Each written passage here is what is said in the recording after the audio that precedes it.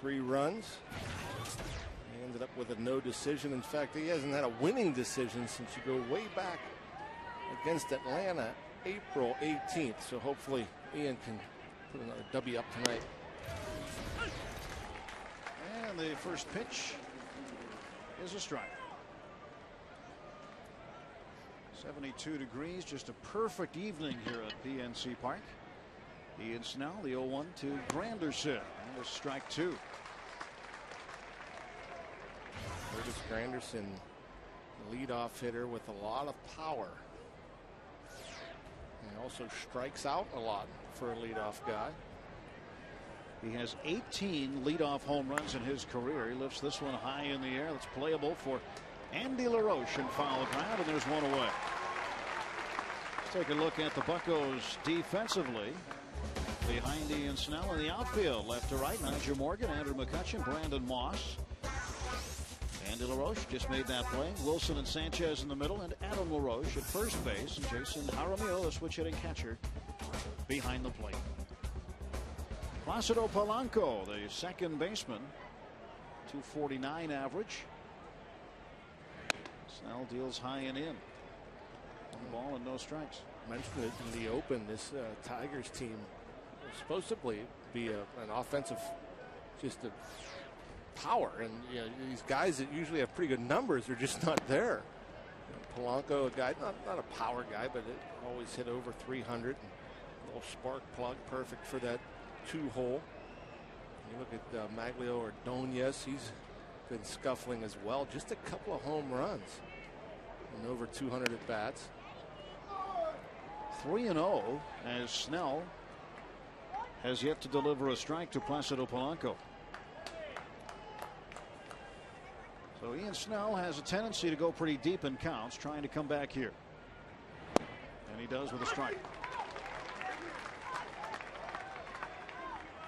Snell's tendency tries to paint the corners. If he doesn't get the call, he might go to the other corner. And if he doesn't get the call, he's already behind in the count. And pitches from behind often as a result. This one is to left field. It's going to get past Nigel Morgan into the wall. Polanco will cruise into second base with his 17th double of the season. And the Tigers have a runner in scoring position with 1 out. You want to try to stay away from those counts. 3-1 counts. Throw a heater down and in. Polanco just throws the barrel of the bat at it. Hits it hard down the line. The hitter, 3-1. He's sitting dead red fastball. You're looking for it in there. If it's in there, you're usually going to put a pretty good swing on it. And Don Kelly, born in Butler, lives in Wexford. He's 29 years of age. Originally signed with the Diamondbacks. Was with the Pirates. And now here with the Tigers. A real good kid. That was his second stint with the Tigers. Came up in their minor league system. Married to Neil Walker's sister. Kid's gotten filled out a little bit, Donnie. He's not a kid anymore, but a little bigger, a little stronger. He's having a great year down in AAA Toledo. Gets called up, put right in the 3 spot in the order. Well, that's Jim Leland for you. I mean, he's not afraid to do it. And typically, if you're going to get called up by Jim Leland, you can almost count on being in the lineup that night. And I'm sure Donnie Kelly was perhaps a bit surprised he was in the lineup, and certainly was surprised to be batting third. Typically, when you're in AAA, you don't expect to get called up and get thrown into the heart. Kelly, 339 down in Toledo. 3 home runs, 22 RBIs. Also stealing some bags. He had 14.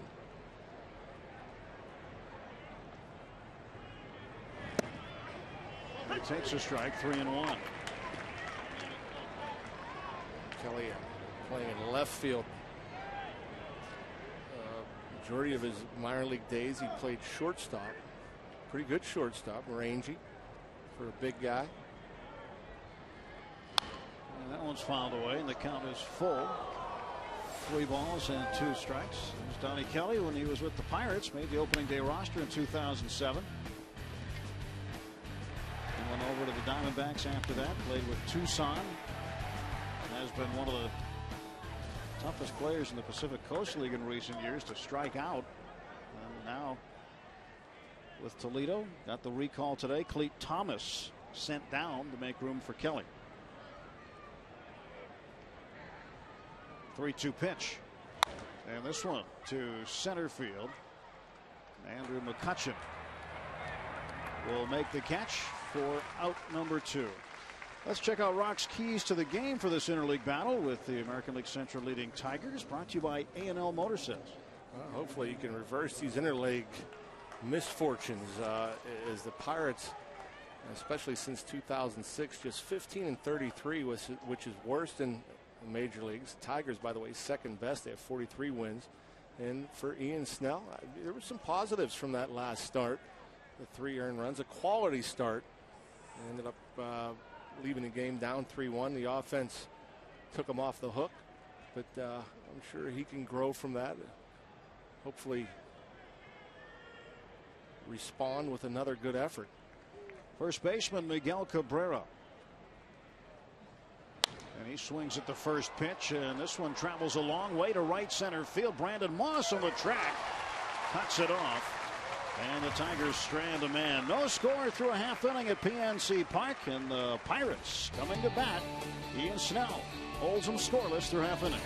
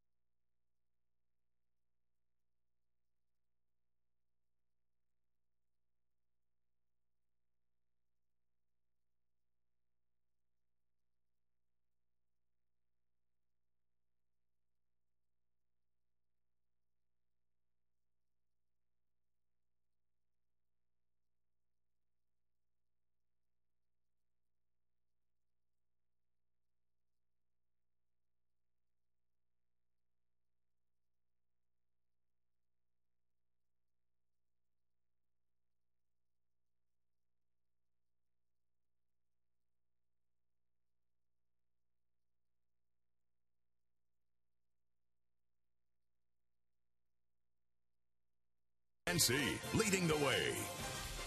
By Southwest Airlines. Southwest Airlines is ready when you are. Go to southwest.com. Grab your bag. It's on. By your Western PA Toyota dealer, where quality, dependability, and good MPG all come standard. Toyota, moving forward. And by Geico. 15 minutes could save you 15% or more on car insurance. Visit us at geico.com or call 1-800-947-AUTO. Bring you back in PNC Park as 20-year-old right-hander Rick Porcello delivers strike 1 to Andrew McCutchen. On score, bottom of the first inning with John Wayner, Tim Neverett here. Porcello's got some good numbers. Yes, he does. That's pretty impressive. He seems unflappable. 20-year-old just drafted a couple of years ago in the first round. And not afraid to throw strikes. Good sinker. Gets a lot of ground balls. In fact, ground ball fly ball ratio, third best in the American League. 2.2 ground balls for every 1 fly ball. McCutchen takes high. 1 ball, 2 strikes to the Pirates center fielder. A couple of very good young players facing each other right now.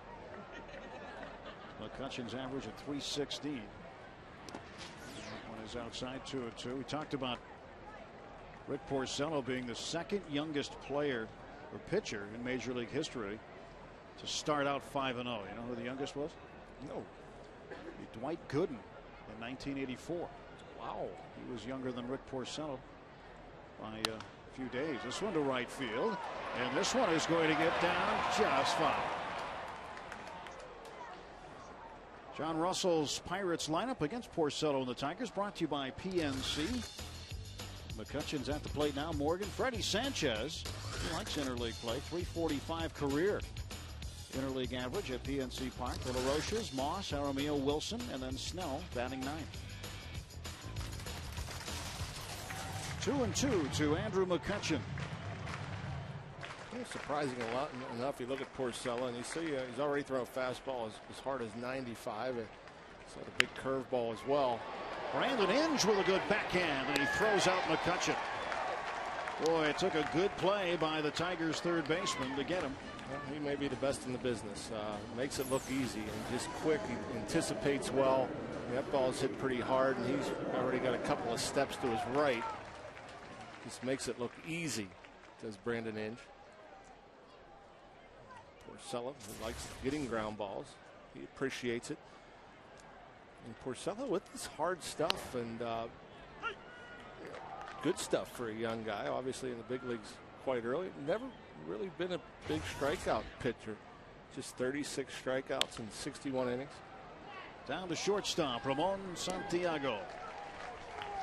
And there are now 2 down.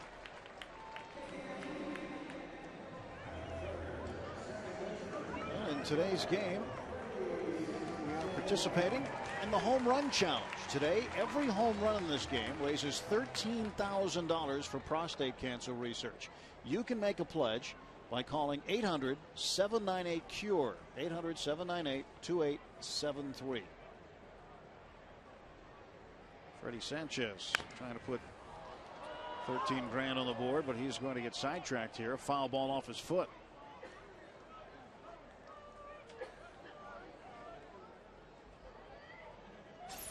Got to hurt? Oh yeah, that does hurt. It doesn't feel good. You see he has that shin guard, but it hit below the shin guard. I hit him right in the toe. Call a tow truck. He's all right. He's back in there. 0-1 pitch. And this one off the plate. And Porcello will retire Sanchez. An easy 1-2-3 inning for the 20-year-old right-hander for the Tigers.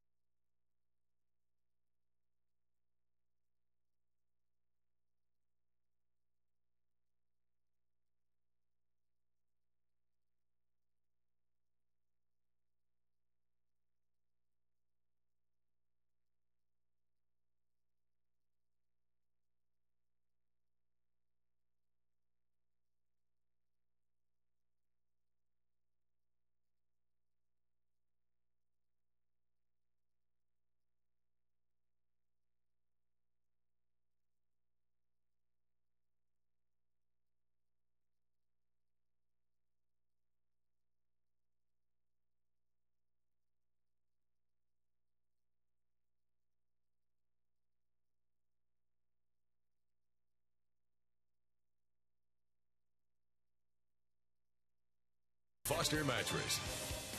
And by Day Automotive. We're going to make your day. This day in Pirates history, June 12th, 1970, Doc Ellis pitched a no-hitter over the Padres, winning 2-0 in the first game of a doubleheader, with both runs coming off Willie Stargell home runs. That's our This Day in Pirates history, thanks to Day Automotive. Top of the second inning. No score. Maglio Ordonez, Brandon Inge, and Gerald Laird to face Ian Snell. 0-1 the count. What's happened to Maglio Ordonez? And, 2 years ago, you'd make a pretty good argument if you said he was the best hitter in the American League. And just kind of anonymous and not talked about a whole lot, but the guy just put up numbers year after year. And this year, an RBI every 10 at bats. It's unbelievable. Just a couple of home runs. Ordonez batting in the 5th spot. Takes ball 1. 1 ball and 1 strike. Some would say he had the best bat speed in all baseball a couple of years ago, but having his struggles this year. There's the wind and the 1-1 pitch. 2 balls and a strike. And Ian Snell's going to try to make you hit his pitch until it gets late enough in the count where he has to come across the plate. And sometimes he'll make a mistake every now and again and get hit. You know, well, if he falls behind and he becomes one-dimensional. And that's to right field and a base hit. And he showed Ordonez one pitch inside, a fastball that missed. And I honestly believe the league and baseball in general has caught up to it as far as Ian Snell is concerned. He just hasn't thrown enough strikes on the inside part of the plate for hitters to look for it inside. And that was actually tailing back over the middle. It looked like Ordonez, either it's no bat speed or he was looking to try to drive the ball the other way.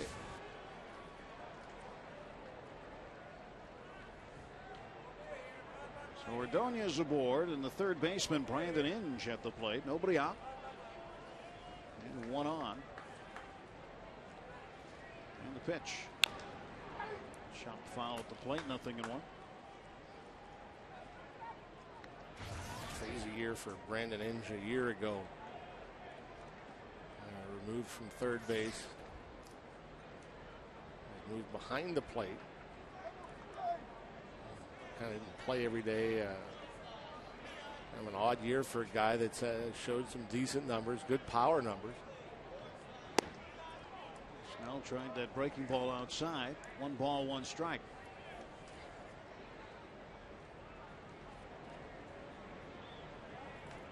Well, the Inge is hitting 3 out of 14 on the road trip currently. They're in the Windy City yesterday. Had to wait out a 3-hour rain delay against the White Sox. They would eventually lose 4-3. Tigers are 1-2 in interleague play this year, but overall 114 and 100 since the start of it. 2 balls and 1 strike.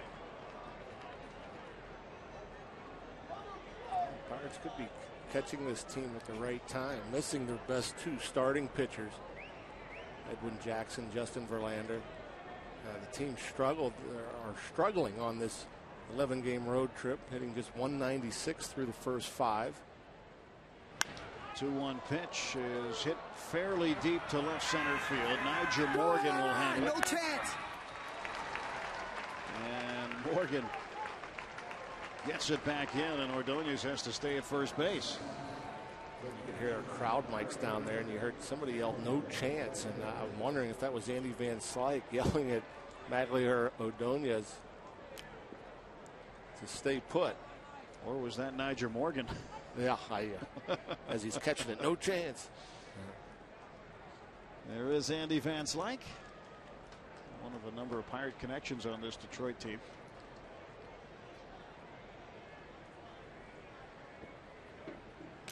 Gerald Laird, the catcher.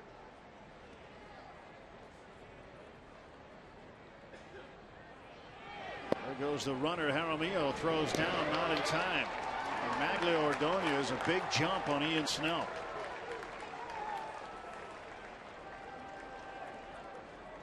A guy that doesn't run very often, and just because he doesn't run doesn't mean he won't take it if you give it to you. And Ian Snell with that high leg kick. Ordonez with a big enough jump. Get there easily despite a pretty good throw from JJ. So man on second and 1 out. Pitch to Laird. There's a strike. Important to try to get him over for Detroit because it takes the forced playoff with one out. You don't risk an inning-ending ground ball to an infielder. That puts the pressure on the pitcher now with a man in scoring position. Good aggressive play.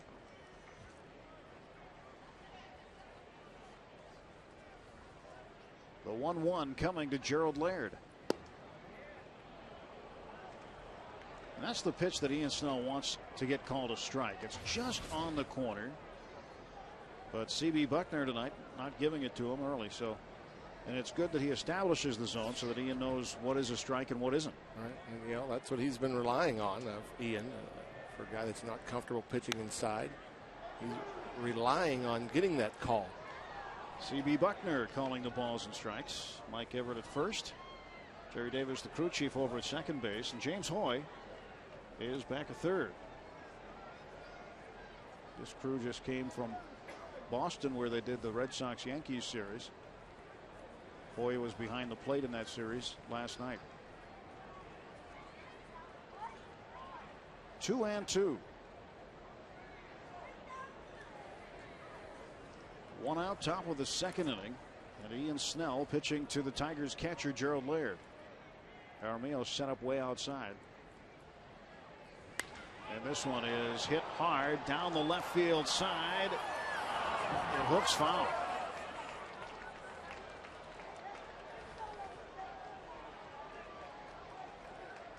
I don't think Ian could miss that location much more than that. Jaramillo, as you mentioned, way outside. That pitch, a slider just hanging up middle of the plate. And those are usually hit pretty far. And Laird hit that ball pretty far, but fortunately it was foul. Goes as a long strike. 2 balls, 2 strikes. Laird is a guy of just 161, by the way, with runners in scoring position. Inside corner, got him. Called strike 3. Sometimes that's the best pitch. Back up breaking ball. The ball just doesn't break, doesn't go where you want it to go. Just stays inside. As a hitter, you see it, and you see it inside. You think it's going to stay inside. It just catches the inside corner. Strikeout number 37 on the year for Ian Snell. Beg your pardon, strikeout number 46.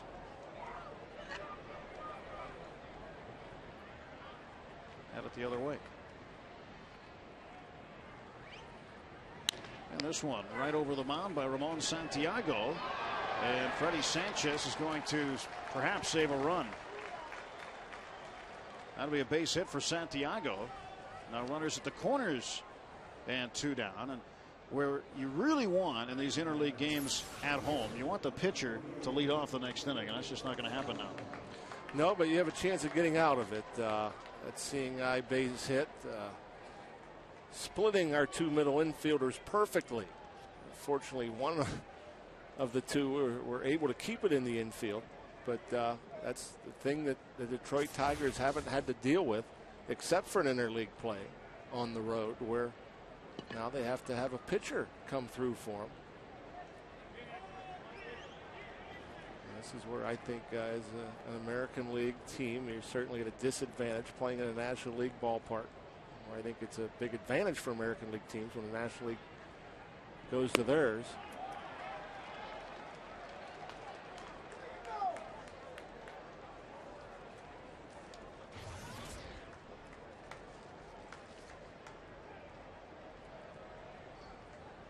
Porcello, born in Morristown, New Jersey, lives in Chester, follows this one back.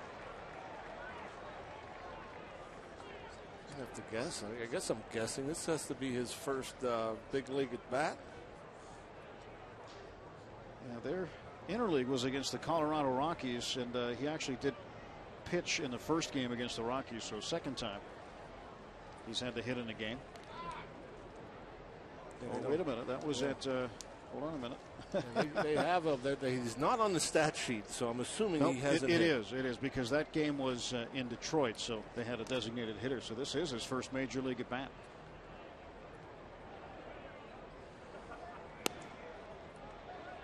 Two years ago, he's hitting high school pitchers. Yeah. Seton Hall Prep in New Jersey. He's got a younger brother who was also just drafted by the Tigers. 2-1 pitch. And he fouls this one away. Another good swing. You know, I don't know what he's been looking forward to more, pitching in a National League ballpark or hitting in the major leagues. Well, obviously, a chance to swing a bat. I think every pitcher looks forward to hitting, especially an American League pitcher. 2-2, grounded to the left side, and that's a base hit. Ordonez scores. And Porcello's first major league hit drives in a run. It's 1-0 Tigers.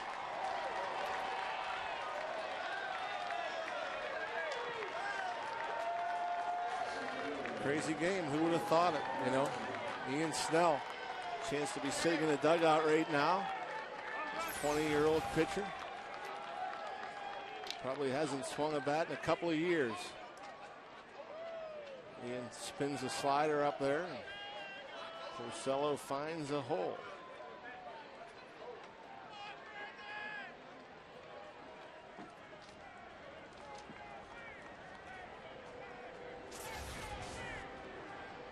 So Tigers with a 1-0 lead. Here is Curtis Granderson, second time around. We're in the top of the second inning. And he will take a strike.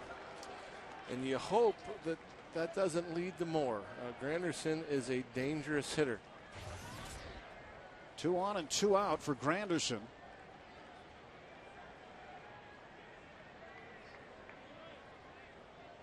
As Snell delivers. This one is popped foul and out of play. 0-2.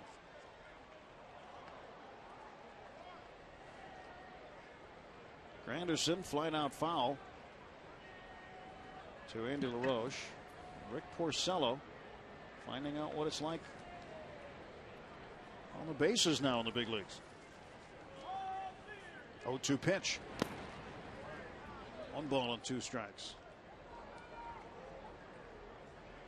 Granderson was moved out of the leadoff spot for a little while. Bat hit down in the middle of the lineup for about a quarter of his games. He's hit cleanup once. In the 5th spot 14 times. 1-2 pitch. He got him swinging. So Ian Snell strikes out Curtis Granderson. But the Tigers end up putting a run on the board after an inning and a half. It's Detroit 1, Pittsburgh 0.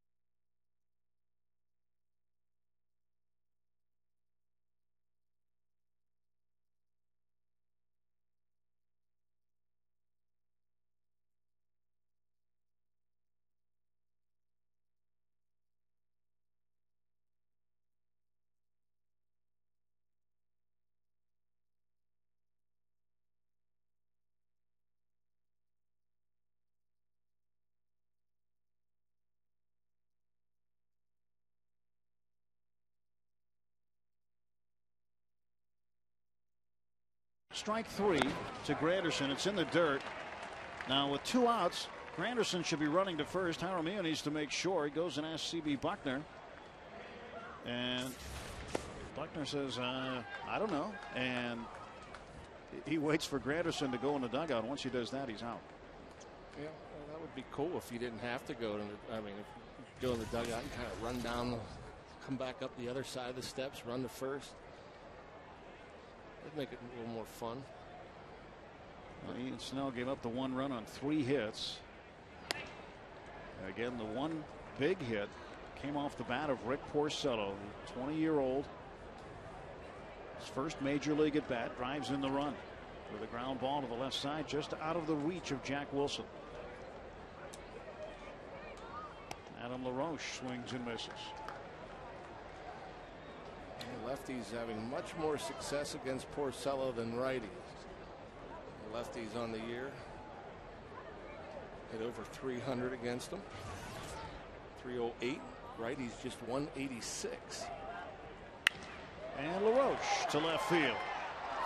And coming on to make the attempted grab is the left fielder Don Kelly, but that's going to be in for a hit. Good try by Donnie Kelly. LaRoche is aboard, and the Pirates have the tying run aboard here in the second.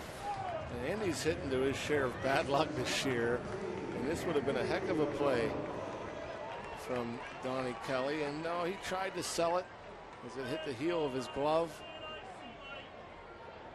And probably hit him in his right rib cage. That probably didn't feel very good, rolling over that ball.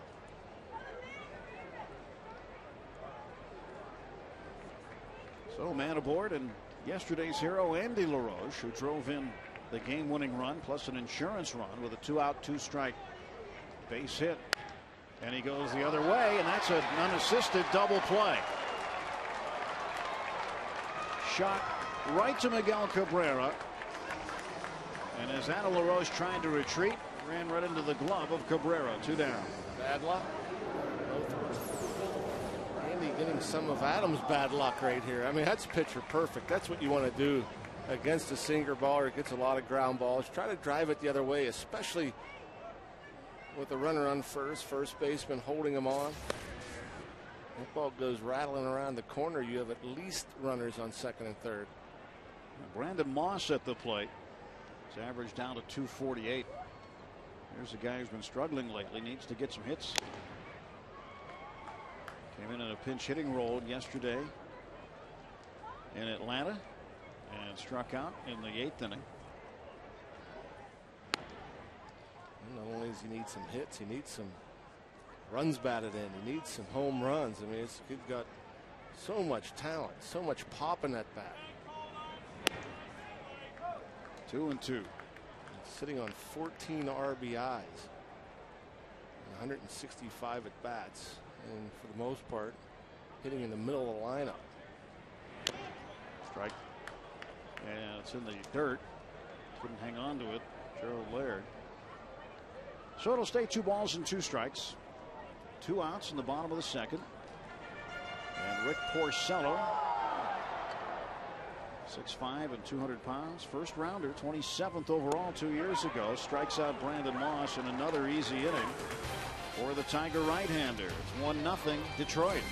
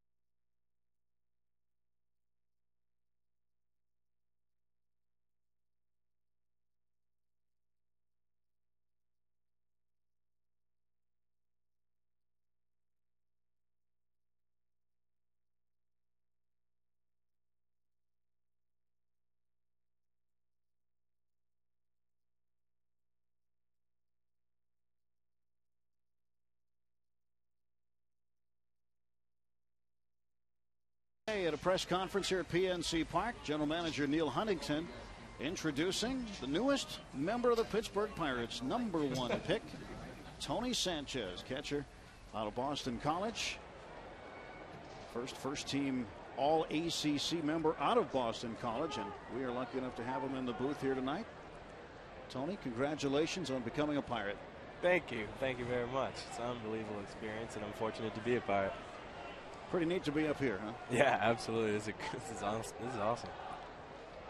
I grew up in Miami, and obviously, I'm assuming you've been to some Marlins games. Yep. Is ballpark, I assume, a little better? Yeah, a little bit.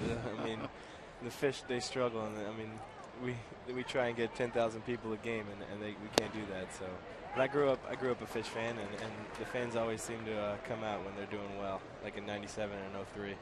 Well, let's talk a little bit about the ACC. Give folks an idea of how good of a baseball conference that is, because when you talk about college baseball, people may not understand it as well as they do college football or college basketball, but you can look all over the country as far as college baseball goes, and the ACC still continues to put out some of the best ball players. Yeah, it's definitely one of the best conferences in the country. We think it is the best conference, but it does produce some of the best talents, and the best kids in high school want to play in the ACC, and it continues to produce great talents. But we play against guys like Dustin Ackley and face guys like Alex White and everybody from Clemson and UVA, and every weekend you're facing the top guys in the country, and it definitely prepares you for the next level to some sort. Is it true that Ackley is the only guy to steal off you? No, I threw him out. You did throw him out? I threw him out. It had to be just unbelievable last few days for you. I'm sure a bit surprised, perhaps not, being 4th overall.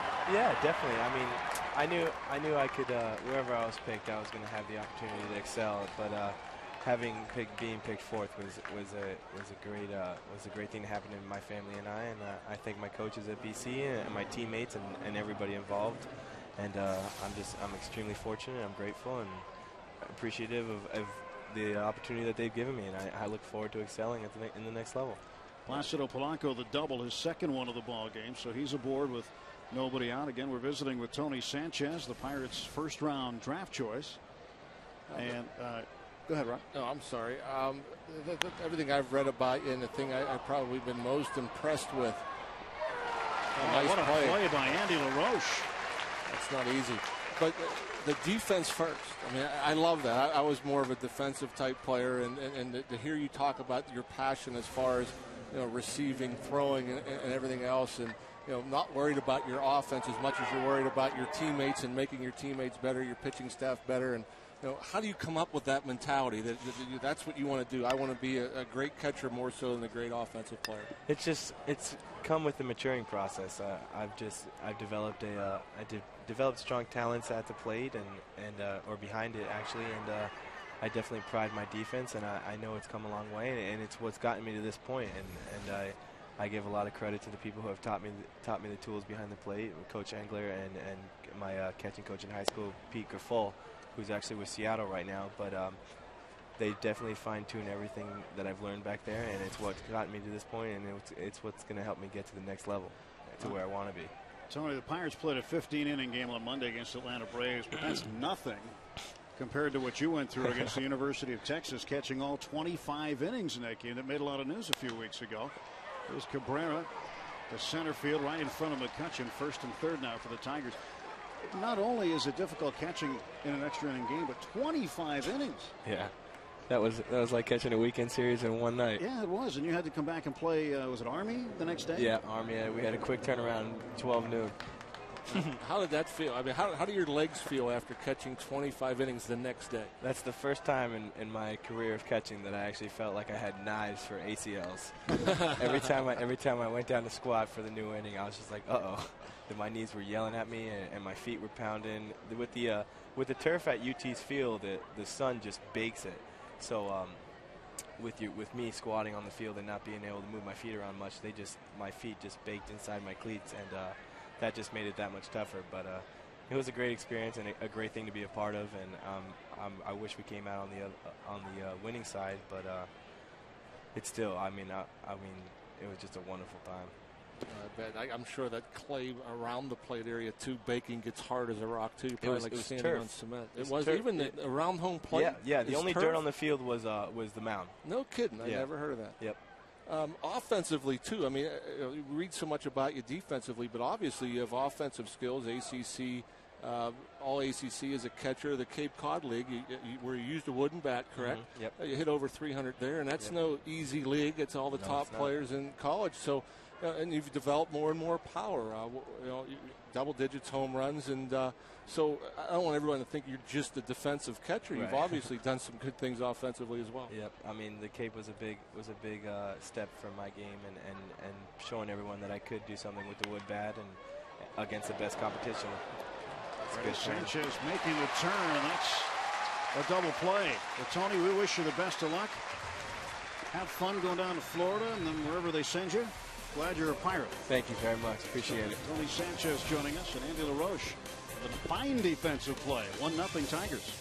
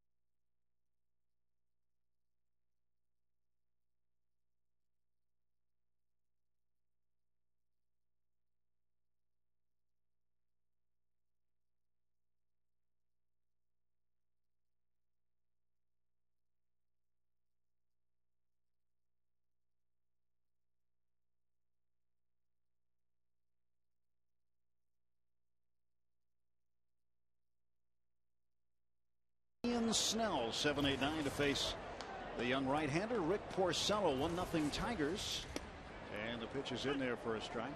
Tony Sanchez, he is off for a great adventure now that he has signed his first professional contract. Oh, yes, he is. Wish him a lot of luck.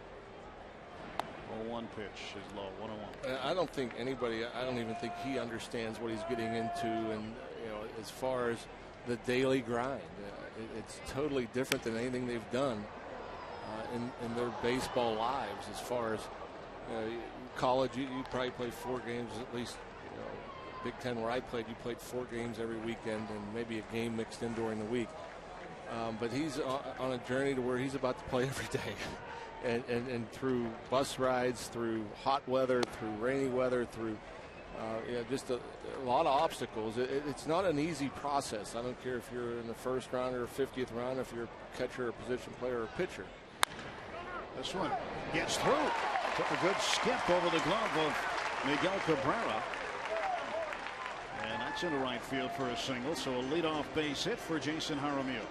Yeah, a lot of fans out there. I mean, they're eager to see an Andrew McCutchen and wondering what's taking him so long. I mean, he came out of high school, and it's a process. I mean, you're going to go at least a year at every level until you can get to the big leagues. And Andrew obviously has proven that he could play at this level, at least on a short period of time. Pedro Alvarez, highly touted, having his struggles. It's just not an easy adjustment, whether you're out of high school or college. It's a long process, and a lot of failures involved. And I think the players that deal with their failures the best are the guys that end up succeeding and having more success and having better numbers and climbing the ladder more rapidly. 1-0 to Jack Wilson. And again, you take some guys who come directly from high school, depending on what part of the country they're from, and they may play more games in the first 5 weeks as a pro than they did the entire high school season. And some guys get burned on it quickly because they weren't prepared for it. College players, at least, you play a lot of games. This one to the right side and through a base hit. Jaramillo is going to turn and hit for third. Coming up with it is Maglio Ordonez. His throw's cut off, and there are runners at the corners, and nobody out. Andy LaRoche tried this. It didn't work for him because he hit it right at the first baseman, Miguel Cabrera. Jack Wilson hits it far enough to Cabrera's right to where it sneaks by. And I love the base running from Jaramillo, by the way. I mean, he knows where the right fielder is. He knows how far it is and that Ordonez has to go. Never hesitated, never looked at his coach. He knew before that ball was hit where the right fielder was, how slow the ball was hit. And no hesitation, easily into third. Ian Snell trying to bunt Jack Wilson over. Jack doesn't want to get too far off the bag with the second baseman Polanco sneaking in behind him. A bluff throw just to scare Jack a little bit, and I think it did. He's giggling over there. Well, the third baseman Inge weigh in on the grass. We saw Miguel Cabrera at first base charge. Now Snell squares. And Porcello's pitch is bunted fair up the right side. Good bunt by Snell. That's the second time this week he's been called upon to pinch hit, not pinch hit, but to sacrifice. The last time was in a pinch hitting role.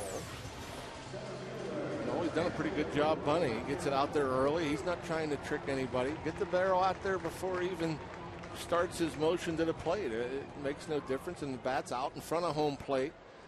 A lot of guys up there sacrificing have a tendency to alligator arm the bat a little bit and have the bat over the plate. And then if that bat's over the plate on that particular bunt, it would have been a foul ball. You get it out in front, deadens it perfectly.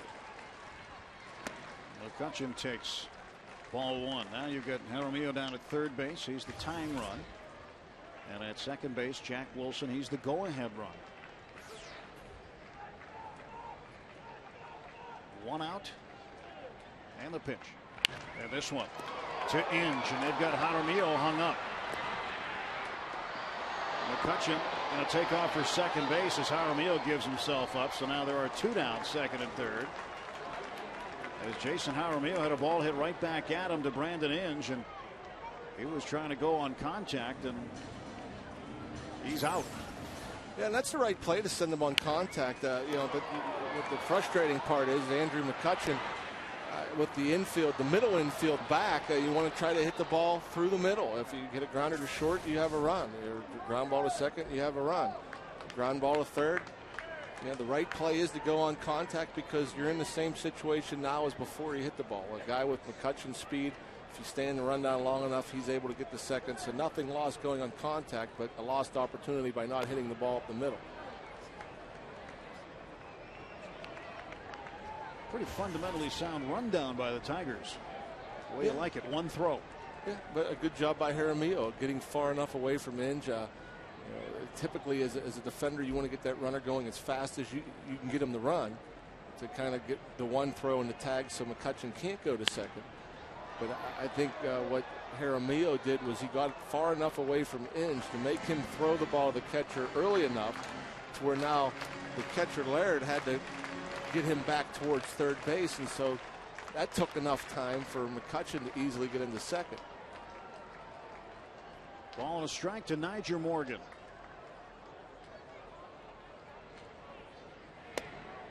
Two and one. Niger grounded out to Ramon Santiago at shortstop in the first inning, and right now two men aboard with two down. And Morgan right back to Porcello. And the Pirates will strand two. We're through three complete innings at PNC Park. The Detroit Tigers with a 1-0 lead.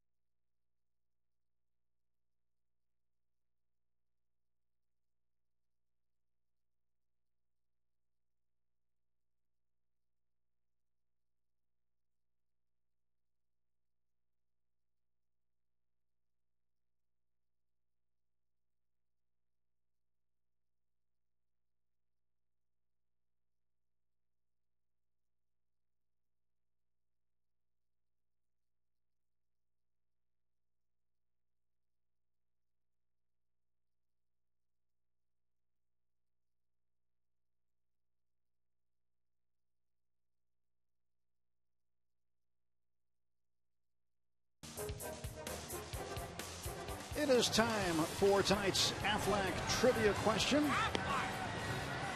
Which was the last team, Major League Baseball, NBA, or NHL, to win a road Game 7 to capture a championship?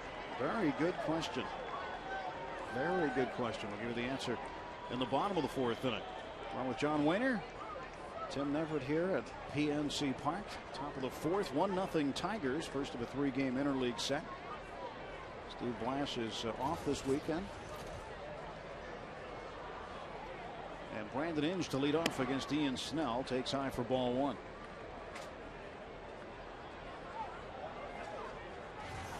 Brandon Inge, very good defensive third baseman. Takes outside, 2-0. That's a good question as to who's the best. I mean, Inge is exceptional over there, as is David Wright, as is Ryan Zimmerman, as is Scott Rowland. That'll be a strike as Inge came around, 2-1. Who am I missing? A lot of good defensive third basemen out there nowadays. I'm not sure if you asked one, they'd include themselves in the conversation. Here's the 2-1 pitch to right center. Andrew McCutcheon on the run, and Brandon Moss calls him off.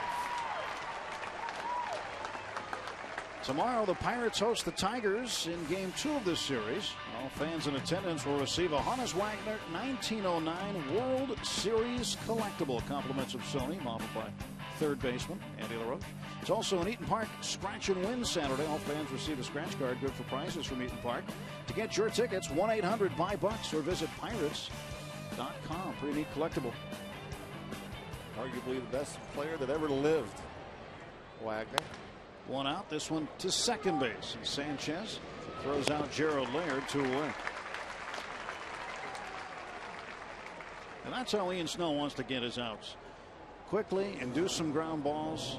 Early contact. If you can get him to swing the bat, you're around the plate.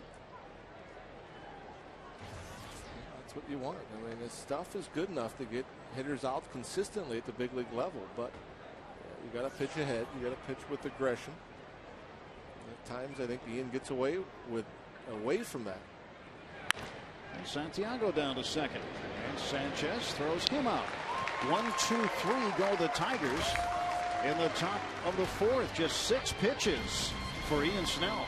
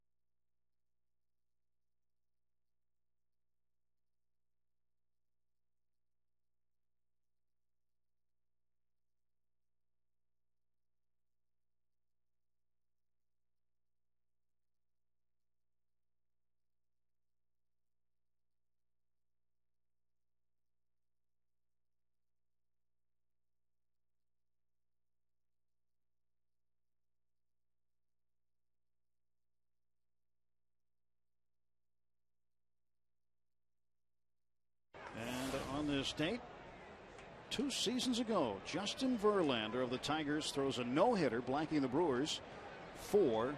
That's tonight's legendary performance, sponsored by Cabot would stay. Justin Verlander there on the Tiger bench. 1-0 Detroit. Freddie Sanchez facing Rick Porcello. And he'll roll this one down toward the left side. It's going to be a foul ball. Justin Verlander with the exciting no-no on June 12, 2007. Brew Crew couldn't touch him at Comerica Park. Ordonez with the last out. And the celebration began. You wonder how that guy ever gets hit. I mean, gets his fastball up there pushing 100 miles per hour. Nasty curveball. Doing pretty good this year. Back on track, it seems. 7th in the AL and ERA just over 3.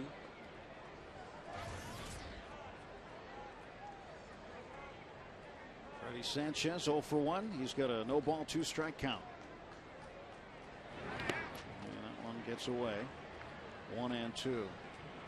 I'd like to wish a happy 79th birthday to Harvey Hebert, who's watching us tonight. His grandson Brian works in security here at the ballpark.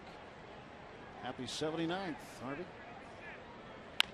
Sanchez down to third, an inch. A throw and a hop. And there's one down. You look at the hard hit balls today. The ground balls are incredible. There's really been 2 line drives hit, both by the LaRoche brothers. Adam, a line drive in front of the left fielder Kelly in left, and Andy a line drive right at the first baseman, turning a double play. Everything else a ground ball except for the Moss strikeout. And they've been pulled for the most part. You do not want to try to pull this guy. Adam LaRoche 1 for 1. He's still 1 for, but he's 1 for 2 now as he just hammered that one right into the glove of Miguel Cabrera. I gave you our Aflac question at the top of the inning. I think it's a very good question. Probably had you scratching your head a little bit. Maybe not. The last team, Major League Baseball, NBA, or NHL, to win a road Game 7 to capture a championship. Any idea? Oh, do I have any idea? Come on. We Are Family. 1979, Pittsburgh Pirates. Yep. Last team to win a road Game 7, beat the Baltimore Orioles in Baltimore. And I think the big question is, will there be another one later tonight? Oh, it has to be. 1-0 pitch. And Andy LaRoche. That's about bounds a foul. The typical pace is about every 30 years. There's Teak, Kent Tekulve getting the final out. The Antelope.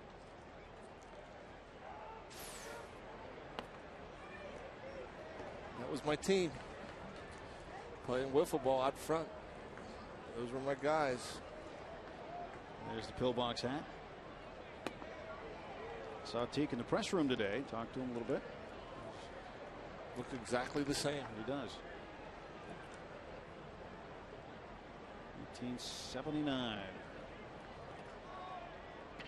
And back then, that was, we've talked about it before, like the big rivalry with the Phillies. If things didn't work out or whatever, friends of mine, we'd argue playing wiffle ball. It stuck being the Phillies. You know, we knew all the we knew the stances. We emulated the stances of all the guys, the Phillies guys, the Pirates guys. 3-2, and again Cabrera throwing the leather around, and LaRoche retired. Boy, the LaRoche brothers are pounding the ball, but just 1 for 4. And Miguel Cabrera doing the job defensively for the Detroit Tigers. Head to the top of the 5th. Still a 1-0 ball.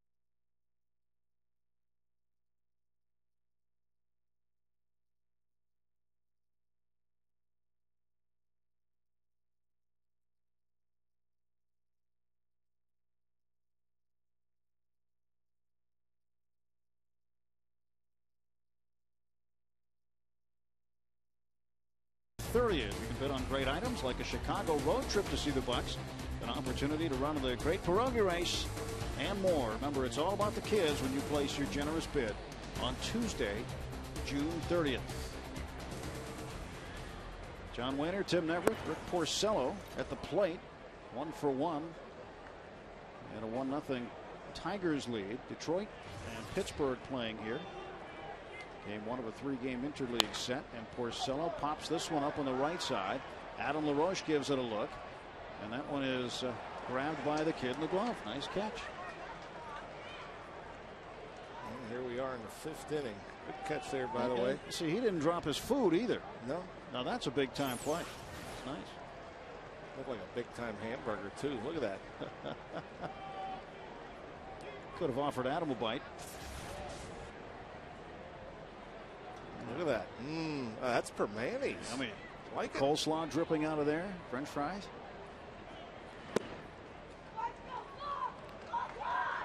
In the 5th inning, 1 run. RBI by this guy, the pitcher. First big league at bat. RBI single. It looks like he knows what he's doing. Again, he's not that far removed from hitting. You know, he's a high school player 2 years ago. But he's never hit stuff. I mean, big league Not like stuff. this. I mean, it's. But you're right. He's not hit big league pitching, but he's been swinging a bat. You go and that's the guys that sit on the bench and pinch hit. As far as you go a week without facing big league pitching. You've been a while. It's been a while since you faced big league pitching. You're saying 2 years. At the high school level, that's a heck of a long time. But he got a nice swing up there. I'm sure he's having a blast. Well, now he looks more like a pitcher there as he strikes out. Yeah. Well, let's check out the Beaver County Automotive Farm Report. Some news from the minor leagues. Donnie Veal on his rehab assignment. 1 2/3 scoreless innings and 2 strikeouts. Again, he's got the groin strain problem on the 15-day DL, but his second appearance with Indy, and all looks well so far for Donnie Veal. You never wish injury on anybody, but that groin injury for Veal, a blessing in disguise, perhaps, because he's going to get regular work. He's going to get on there, get healthy, get some innings in. He really hasn't pitched that much here at the big league level. Perhaps become more confident, be able to throw more strikes.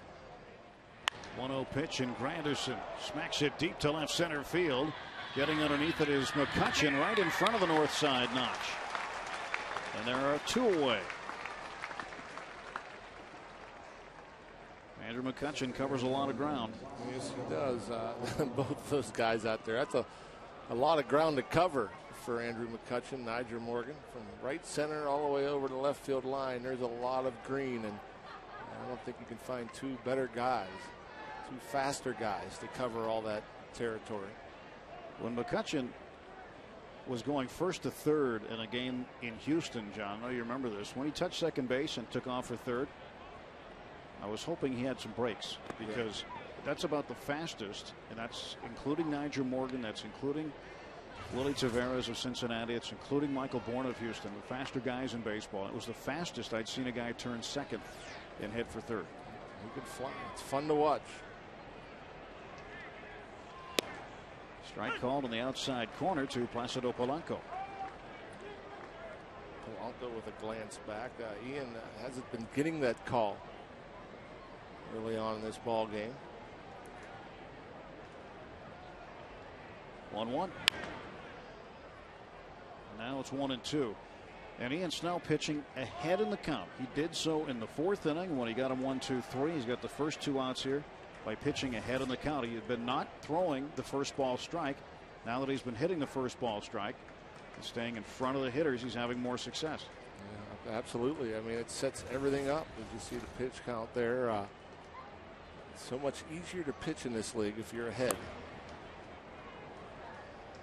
2-2. I think any pitcher will agree the best pitch in the book is strike 1. Yep.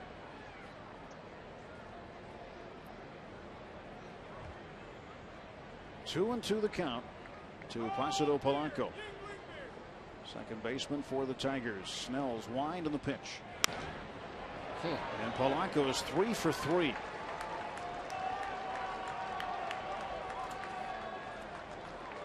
Polanco 2 doubles, but he hasn't scored a run, and a 2-out single here. Yeah, breaking ball stayed middle of the plate and down, and Polanco likes that ball down there because he's been turning it around, hitting it down that left field line. Ian missing by a mile, and we've seen that a lot tonight, by the way. Ian, he's been kind of mowing down this Detroit lineup for the most part, although that is the 7th hit here with 2 outs in the 5th. But he's been working fast, pitching to contact, which is what you like to see. But having said all that, he's missed his pitches, he's missed his spots fairly often. Don Kelly was hitting .339, 3rd best batting average in the International League before he was called up for tonight's ball game.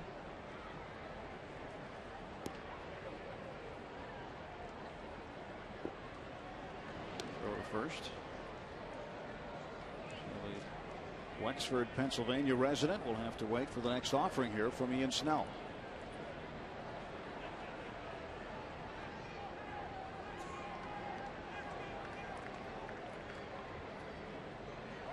Not a good at bat for Donnie. Last time up after the leadoff double from Polanco, a little pop up third. Andy LaRoche made a real nice play on him. He's in a situation you just get called up from the minor leagues. You're expected to move guys over. Throw down to first base, and getting back safely is Polanco. Jason Jaramillo with the gun down to first. Polanco not that far off. Typically, I think because of the pitch and where it was located, it gave JJ the idea of throwing down there. 2-0. And Kelly takes 3-0.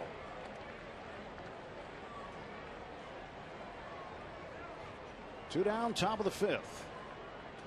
Tigers with 1 run on 7 hits. Miguel Cabrera out on deck. And that one gets away. It'll be ball 4. A 4-pitch walk to Don Kelly, and with 2 outs, 2 men are aboard. 2009 Pirates baseball on FSN Pittsburgh is brought to you by Southwest Airlines. Southwest Airlines is ready when you are. Go to southwest.com, grab your bag. It's on.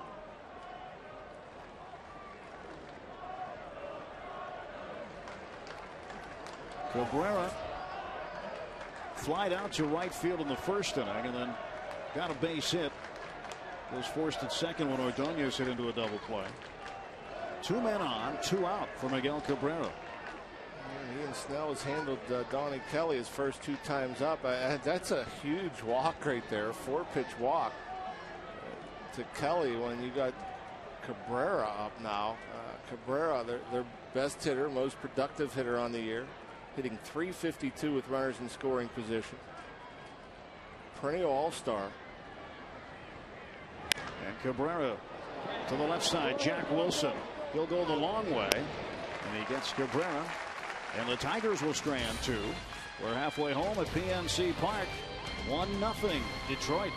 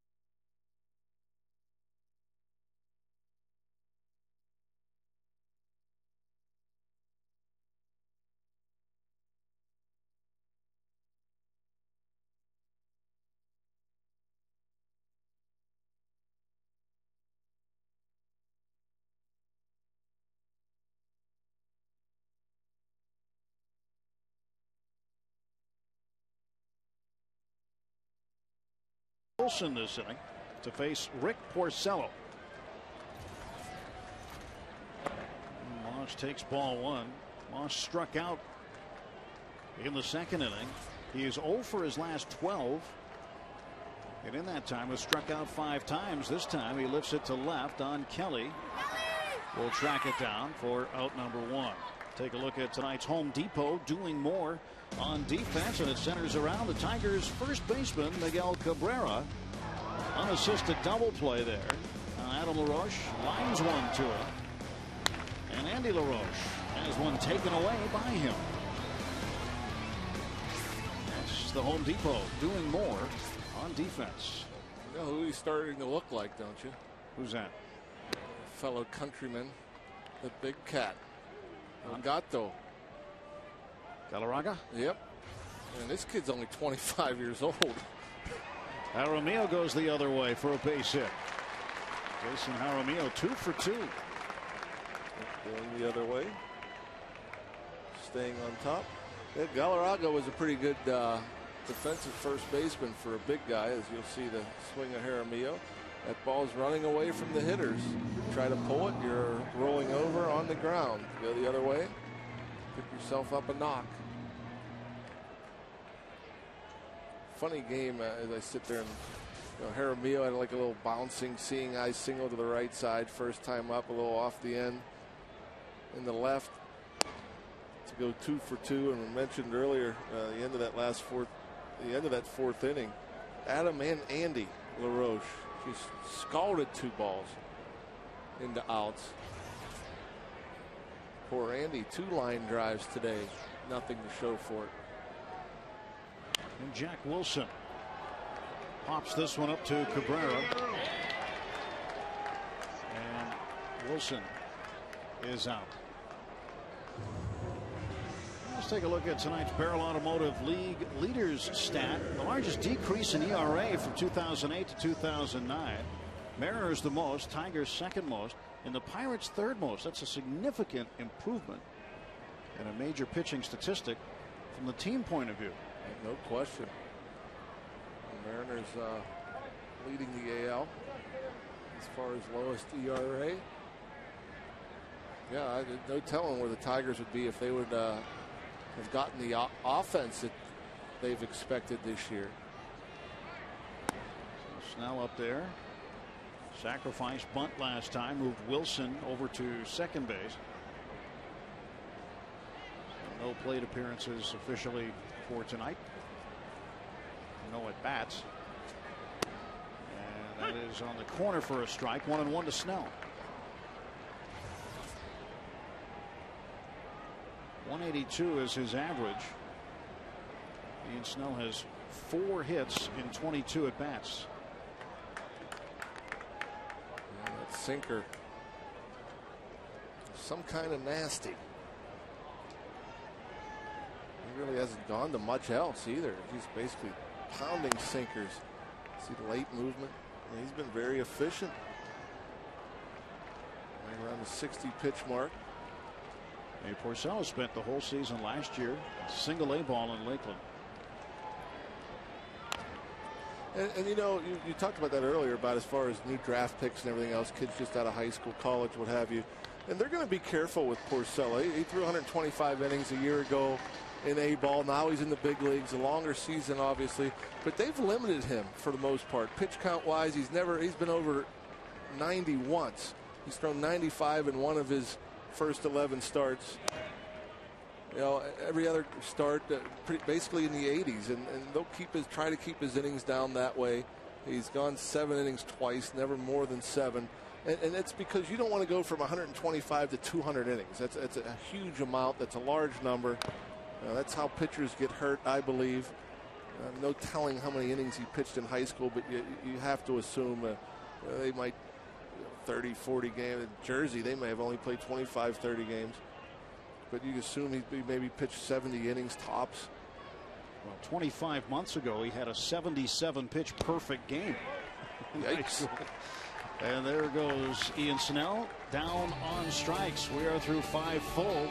Tigers up 1-0.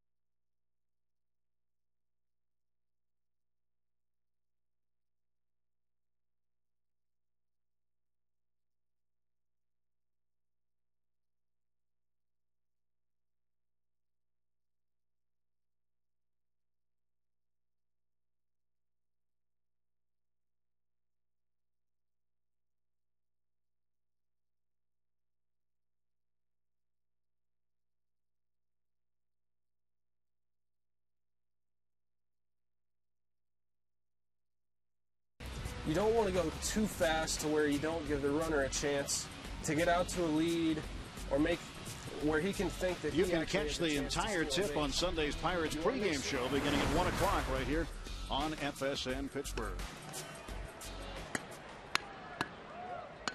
Top of the 6th inning, Ian Snell to face Maglio Ordonez. And Ordonez to the right side. Sanchez will throw him out. 1 pitch and 1 away. You gotta wonder if Ordonez is trying to hit the ball the other way, as you know, a number of swings on the fastball. He's been behind late. Just doesn't look like the same guy as far as bat speed's concerned. Got a chance to drive in a run back in the first and third 1-out situation. Ian got on the rollover, hit a ground ball, and inning-ending double play. Right around the horn, started by Andy LaRoche. Now it's Brandon Inge. He's 0 for 2. He's flied out to left, flied out to right, and he takes strike 1.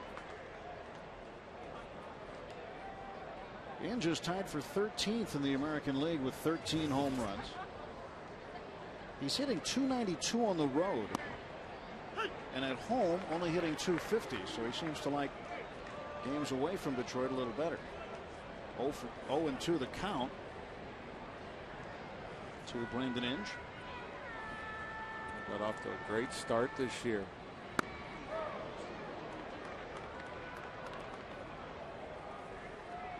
He had a 5 RBI game against the Oakland Athletics on the 15th of May. Hit his 4th career grand slam in that game. 1-2 pitch. He swings and strikes out. And the throw down. Strikeout. 2-3 goes the put out. 2 down. If you're traveling and can't watch your Pirates on FSN, you can always catch the game on your computer with MLB.tv. The ultimate baseball experience, featuring 100 out-of-market games per week live on your computer. And catch those you missed on demand. For more details, visit Pirates.com, where baseball is always on. And Ian Snell on the mound with 2 down on the top of the 6th, facing Gerald Laird. Laird struck out looking in the 2nd inning and then hit one down to Freddie Sanchez in the 4th for a ground out. Takes ball 1.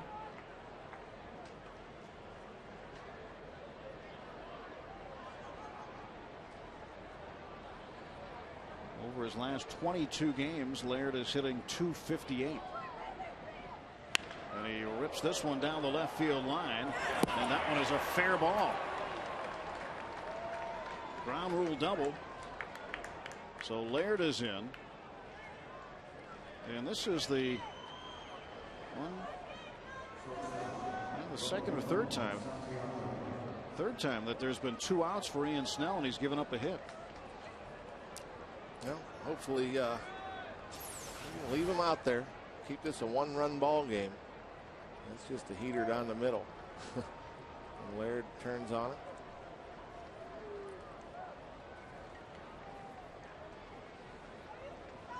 Just kept on going up the railing. I think it hit the railing. Yep. Skipped up by the rotunda. And now the batter is Ramon Santiago. Had a base hit on the 2nd inning, then grounded out to Sanchez in the 4th. 1-0 Tigers. They've got a man in scoring position with 2 outs in the top of the 6th. Pitch outside for a ball. Ian kind of gets that look. He gives that home plate umpire kind of a look when he thinks he has a strike, and that pitch just missing. Ian not getting the call. First pitch to Laird looked pretty good. Ian didn't get the call, but that's the one thing I'll say is sometimes Ian gets a little worked up and sometimes distracted or maybe upset when he doesn't get his calls. He's done a good job tonight on some borderline pitches that I thought that were questionable, and Ian certainly, just by his reactions, have questioned some calls, but he's kept his composure. He doesn't get that one either. 2 balls and no strikes. And you want to be careful here. You got first base open. You got the pitcher on deck and Porcello. Despite the fact he has a base hit in the only RBI, you still don't want to just groove something here. Well, they're going to put him on now that he got behind 2-0, so they'll walk Santiago and get to the pitcher Porcello. So the intentional walk delivered.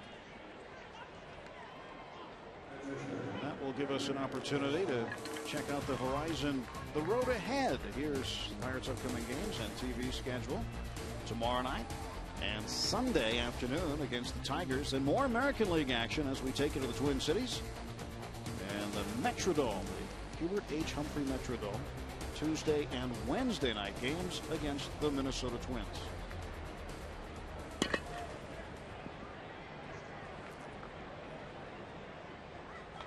Two on and two out. Rick Porcello was in this situation in the second inning. He delivered an RBI single. 1 run on 8 hits for the Tigers. No runs, 4 hits for the Bucks. Romeo, a nice stop. 1 ball, no strikes. Well, this is where Ian has to turn it up. Now he knows Porcello can handle himself adequately at the plate. Able to put the ball in play, finding a hole back in the second. Big situation here. 2 on, 2 out. 1-run game. You got to bury this guy. You got to come at him hard. Come at him with your best stuff. Well, he's already proven, in spite of the fact he's just 20 years old and a rookie, and having not handled a bat to major league level before tonight, he's not afraid. No, he's certainly not afraid. He looks fairly patient up there. 2 balls, no strikes.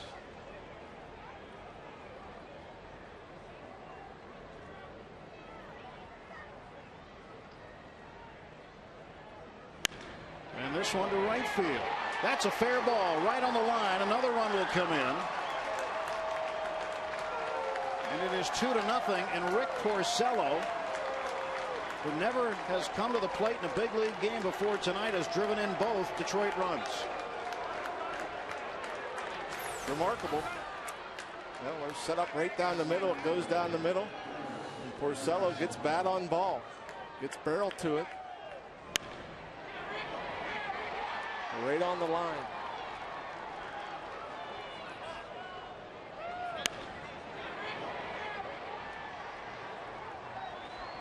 Snell's reaction. They'll hustle and back up home. All this with 2 outs. And now back to Curtis Granderson.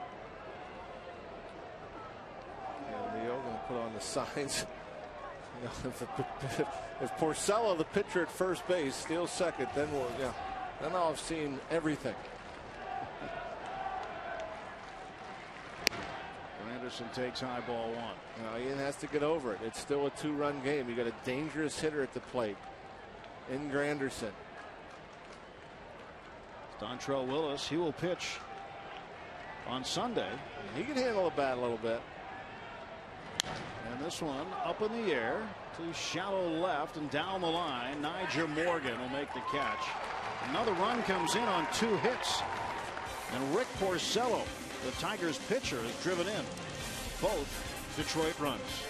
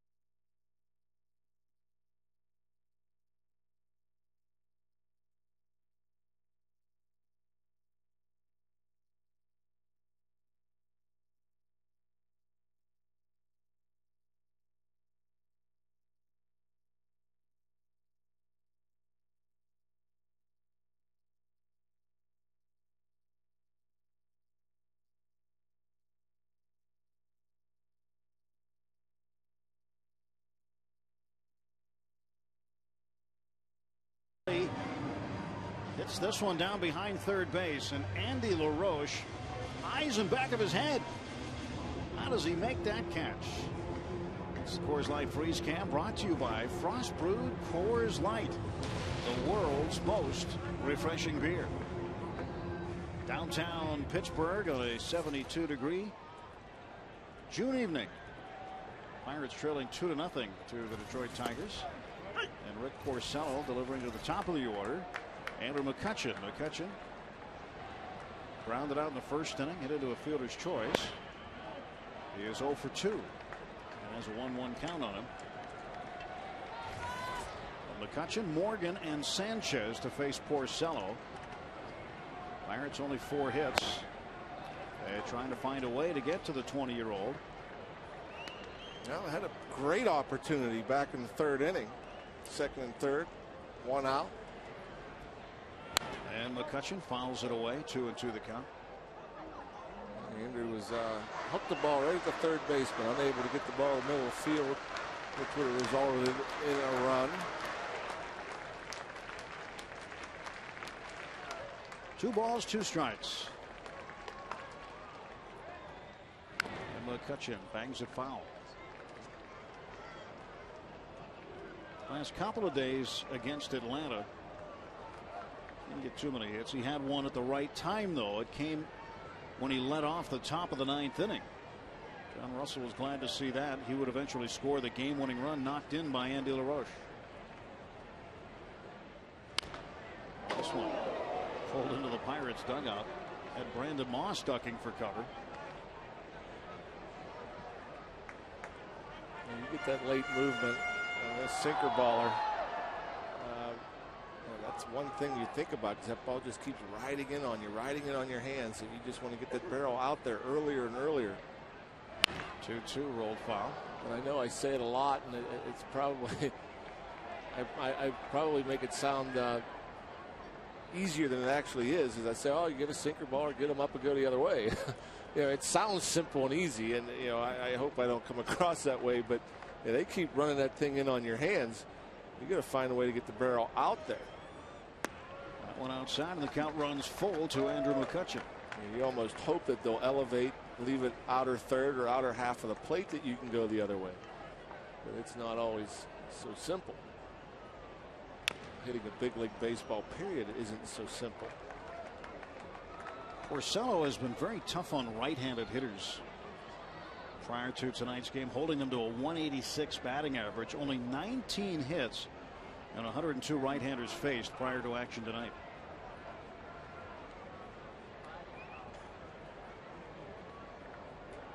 And the pitch.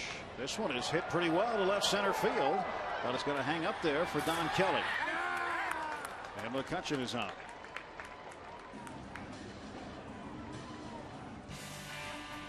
This Sunday, the Pirates host the Tigers again in Game 3. It's Kids Day at the ballpark, as well as a special turn back the clock game. Pirates will be wearing their throwback 1909 uniforms. All kids 14 and under will get an ice cream bowl, courtesy of Trib Total Media. To get tickets to this or any Kids Sunday game, call 1-800-BUY-BUCKS or visit Pirates.com. All players will be greeting the fans at the gates starting at noon. It's a nice bowl. Bob Walk wants a case of those. Yep. He is very fond of the bowl. Nyjer Morgan tries to bunt his way on. Good looking bunt. Hinge throw to first, not in time. Base hit. That's what they've been waiting for out of Nyjer Morgan. Get that bunt out in front of home plate, on the grass, down toward third. That's going to be tough for any third baseman to throw him out. Perfect. Off the end of the bat, and that's how you deaden it. You just kind of stop it. And he is so fast, if you can get that ball to stop 15, 20 feet from home plate, even Brandon Inge, who I think is maybe the best third baseman in baseball, he can't throw you out, despite playing in, trying to take it away. Now one out, Freddie Sanchez at the plate. Freddie is 1 for 2, pair of ground outs. He takes a strike on the inside part of the plate.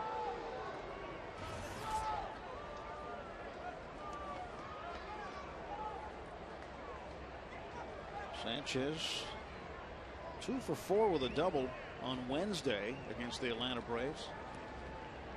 There goes Morgan. The throw down is Not in time. Niger Morgan steals second base. He now has 15 steals. Polanco didn't like it. Here comes Jim Leland out to argue with Jerry Davis. Back in the day, you'd see Jim Leland get quite angry and go crazy. He's a little more mellow nowadays. Just got out, wanted to make sure Polanco got out of there. He wanted to hear what the veteran Jerry Davis had to say, but more than anything else, he just wants to go out there and get Polanco away from his umpire. Polanco thought he got him. That's close. It's on the back. Is his hand there? Still too close to call. Looks like Niger Morgan might have got his left hand in there. So a runner in scoring position, and Sanchez goes the other way. That's going to be in there. Morgan's going to come around third. He'll score. Sanchez heading for second. The throw is not in time to get him. An RBI double for Freddie Sanchez, and it's 2-1. There you go. A bunt base hit, and that's why that's so important for a guy with Niger Morgan's speed. Get that bunt down, steal second, and then Freddie. Good job getting the hands over inside, going the other way once again, right inside the line. Very aggressive, trying to get that tying run into scoring position. Yes. And Sanchez has just passed Miguel Tejada for the National League lead in doubles again with 22. Get on top and inside. And that's a close play at second, worth the risk. The Bucks have life. Adam LaRoche looking to come up with a big hit. He had a single in the second inning and then lined out sharply to Miguel Cabrera at first. His last time up in the fourth. 1-0 pitch. 2 balls and no strikes. 1-800-SAFE Auto reminds you that you're safe at home with Safe Auto, proudly supporting the Obadiah Cole Foundation for prostate cancer screening and awareness. Early detection is the cure.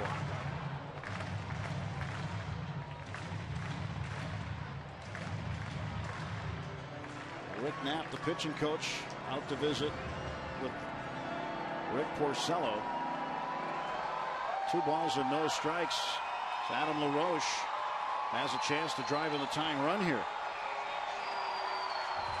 We'll look at the leader stat update on our Fox Box, brought to you by Bridgestone Firestone. Highest average at home since May 12th. The Pirates #1 as a team, hitting .307. Baltimore is next, followed by the San Francisco Giants. As much as I've talked about Porcello, by the way, and the great sinker ball and how it's hard to get the ball off the ground, he has given up 10 home runs. And so that tells you at times he can elevate, whether it's a hanging breaking ball or that sinker flattening out when he gets it up in the zone, perhaps when he's tiring. But that's quite a bit of home runs for a guy that has a pretty good sinker. And that one, the intentional walk. Rick Knapp went out there and said, don't give him anything to hit. We'll face the right-hander. Again, we mentioned earlier how much success Porcello has had against right-handed hitters. And we've seen that a lot, too. Bobby Cox didn't want any parts of Adam LaRoche. He'd rather face Andy. Andy's burnt him. And so with 1 out, 2 men aboard, Andy LaRoche is 0 for 2. It's great to see. Andy's really picked it up. Been driving in runs, now the leader for the Bucks as far as RBIs are concerned. He's hitting .333 with runners in scoring position. And he'll take a strike, 1-1. Now, last September, when you saw Andy LaRoche play, if somebody told you that by mid-June of the following year he'd lead the Bucks in RBIs, would you believe them? No, absolutely not.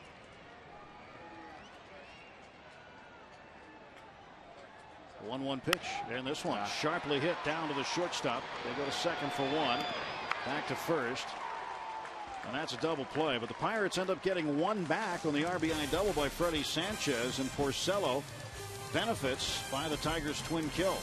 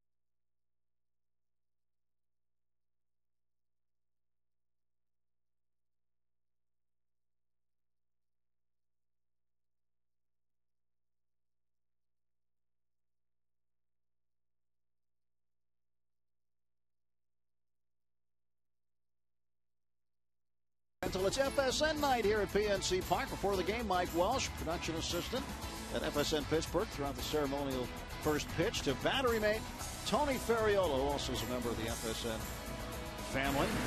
Way not to drop it. Way to go, guys. That's tonight's Aspen Dental playing that made you smile. A little bit of mound repair as C.B. Buckner, the home plate umpire, oversees it. It's like Ian Snell wants him to fill in that hole where he steps.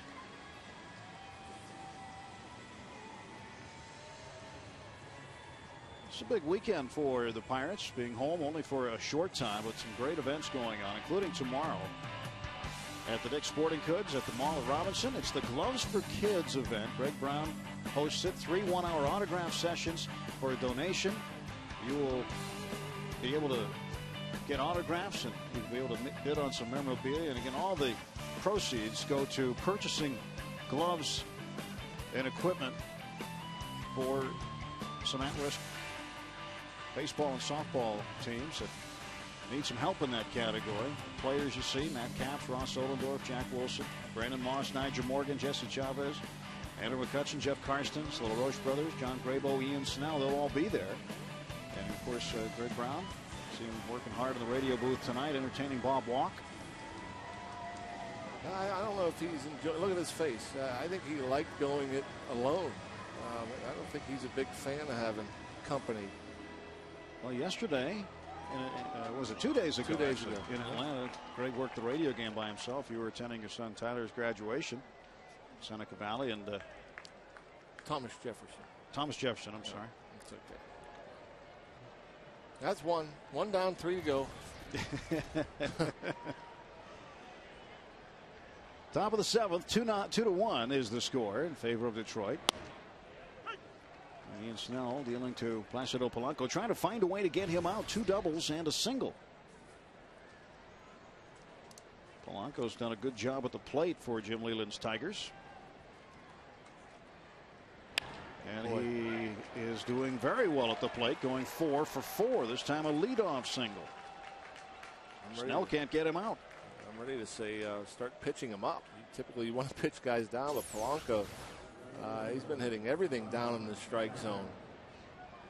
Fastballs, curveballs. Now we're in a situation with a 1-run game. Donnie Kelly up here late. Probably going to be asked to bunt, would be my guess. LaRoche even with the bag at third. And Kelly bunts it that way. Snell will field. Directed to throw it to first. He gets it there with Adam LaRoche covering. Sacrifice 1-3 goes the putout, and there is 1 down. Over to second base goes Polanco as Kelly completes the sacrifice.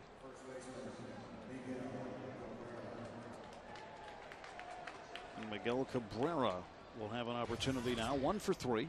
Flat out to right field in the first. Grounded out in the 5th inning to the shortstop Jack Wilson, and then back in the 3rd is only single.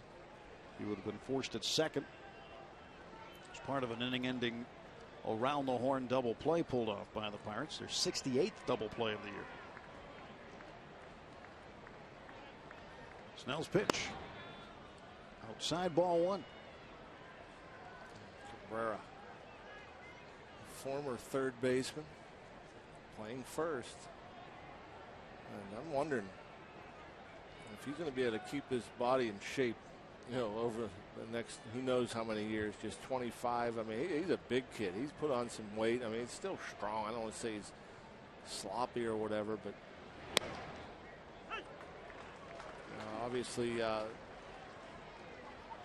a young man, 25 years old, already needing to change positions. I mean, you come up, you're a third baseman. You see in the bullpen. Steven Jackson warming up for the Pirates. Zach Miner is now throwing for the Tigers. So action in both pens right now.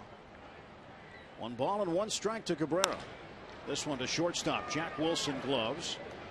And he throws out Cabrera. 2 men are out. And down to third goes Polanco. Maglio Ordonez scored the first Tigers run in the 2nd inning. Even stole a base in the process. He's hit into a double play, and then he grounded out to Freddie Sanchez in the 6th inning. right fielder getting from the right side with a runner at third, Placido Polanco. Polanco having himself a night 4 for 4. But that's it. Nothing else. Kind of been wasted. Hopefully that continues to be the case here.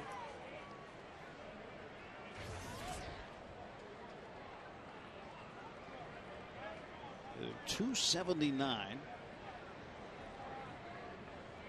1 ball, no strike offering from Snell.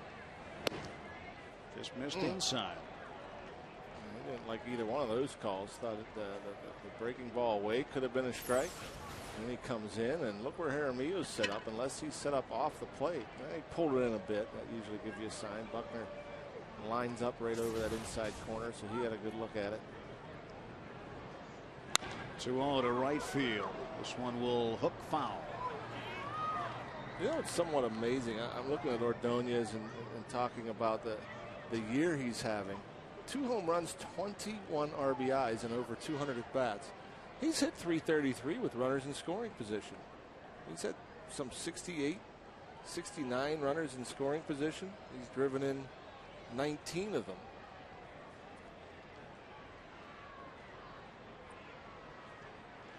(2-1) to Jack Wilson. And he won't drive in Cabrera this time as Maglio Ordonez grounds out, and Ian Snell finishes 7 innings. And our score at this point in the game, 2-1 in favor of Detroit. It's the 7th inning.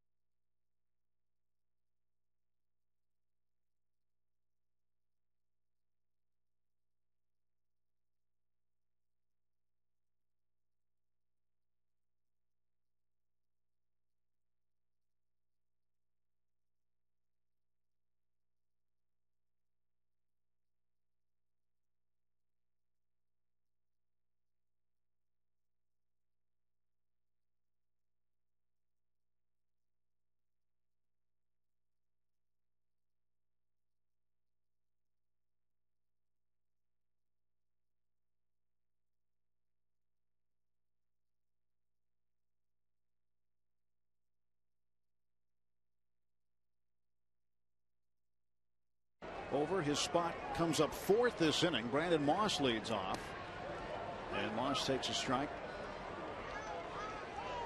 Porcello still going here in the bottom of the 7th inning for the Detroit Tigers. And Moss slowly rolls it to the right side. Polanco will handle it, and there is 1 out. When the inning ended, the top of the 7th ended, Snell got a visit from manager John Russell. You know, a handshake usually means that's it. John Graybo is up and throwing in the bullpen now. Steven Jackson, a right-hander, was. Now the left-hander Graybo going as Snell got him through the 7th. Jaramillo has a couple of hits. Takes a strike. 2 for 2 tonight for Jason. Raised his average up to .283. Good take there. 7 innings, 10 hits, 2 earned runs, struck out 4, walked 2. one 3-up, 3-down inning. He pitched himself into a little bit of trouble. Able to pitch out of it. Very effective. Gives his team a chance to win.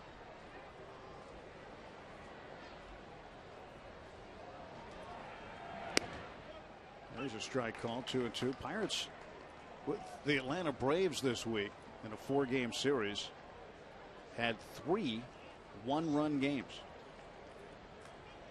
of the 4. And this one over the mound. Polanco, 2 outs. Ground ball, ground ball, ground ball. The Pirates would take 2 of 4 from Atlanta. Things could have gone the other way easily. They could have taken 4 of 4. Those 2 that they lost were both one-run games. One took 15 innings on a controversial call at the plate. Yeah, and Bobby Cox would tell you that they could have won 4 of 4. You know, it was just pretty good baseball for the most part. And a tip of the cap to the Pirates bullpen, what they were able to do in that 15-inning game, and then come back the next day. And then doing it again over the last 2 days. Matt Capps picking up 2 saves in 2 successive days. Capps now with 15 saves on the year. Jack Wilson, 2 balls, 1 strike. Jeff Karsten's a great job in relief when Charlie Morton had tightness in a hamstring, had to leave after the first inning. It was on Wednesday, and Karsten's had his 2nd longest relief outing of his career, 4 2/3 innings. His longest was 5 innings for the New York Yankees against the Baltimore Orioles a couple of seasons ago.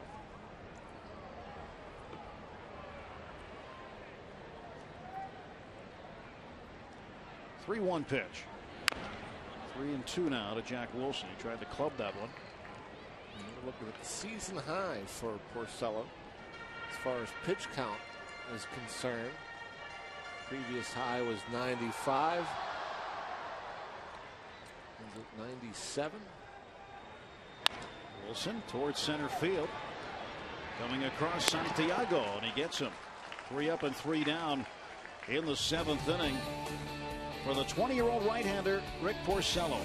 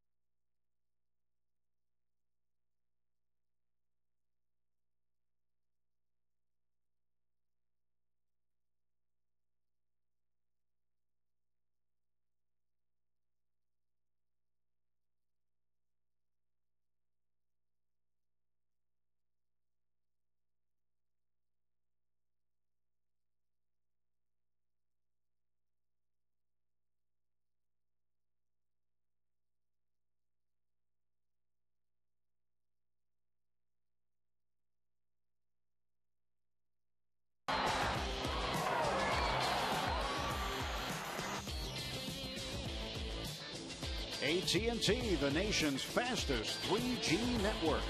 AT&T, your world delivered. John Grabo is on to start the top of the 8th inning of a 2-1 ball game, and Brandon Inge lifts this one to deep left field. Nyjer Morgan back, and it's gone. A home run. Brandon Inge is 14th on the first pitch he sees from Pirates reliever John Grabo, and it's 3-1 Detroit. I was thinking that we had Jackson up in the pen, and John Russell goes to Grabo, and I looked at Inge's numbers before the game against left-handed pitchers.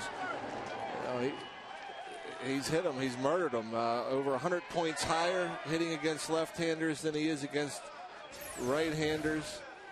And home runs. He's hitting home runs against lefties at about 1 every 7 at bats. John Grabo had been scored upon only once in his last 12 1/3 innings. That covers a span of 12 games. He had held opposing hitters to just 5 hits and 40 at bats. That's a 125 average. Inge, that's his 7th home run against lefties and 49 at bats. And that's not a very good pitch from John Grabo, right over the heart. Inge coming in 354 against lefties, just 248 against right-handers. 0-2 pitch, strike 3. And Gerald Laird goes down on strikes. Grabo ranks 2nd in career appearances at PNC Park behind Solomon Torres. Torres 188. John Grabo now 182.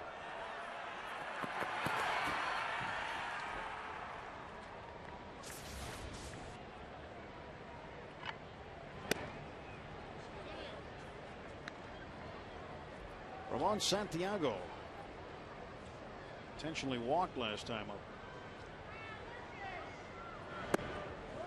And that one is swung on and missed. 1-1.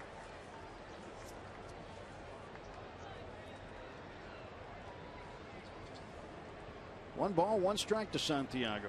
Grabo's pitch. Bunted up the right side. Got it past Grabo, and a very tough throw. Just got him. Boy, that was a close play. Indeed, was it ever. No argument from Santiago, and thank goodness that the thick PNC Park grass kind of stops this ball, because it was by John Grabo, and it slows down enough for Grabo to get over there. A quick flip, and that's a tough flip. It's a tough throw for Grabo. It's a tough catch for Adam LaRoche, because there's no distance between you. And if it's not right there by his glove, that ball could easily end up down the right field line or in the stands. LaRoche caught that behind his back. Yeah, that's not an easy play for a first baseman. So 2 men out. And this one is popped up as Marcus Thames is pinch hitting now. With the home run by Brandon Inge. Another $13,000 has been raised to support prostate cancer research. To make a donation, you can call 1-800-798-CURE or go online at www.pcf.org.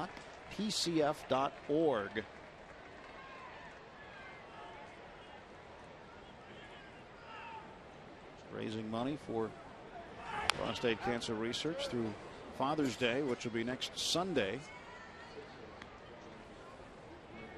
No balls and 2 strikes to Marcus Thames. Thames, 297 hitter. Looking out at John Grabo. And that one is outside for a ball. 1 ball, 2 strikes.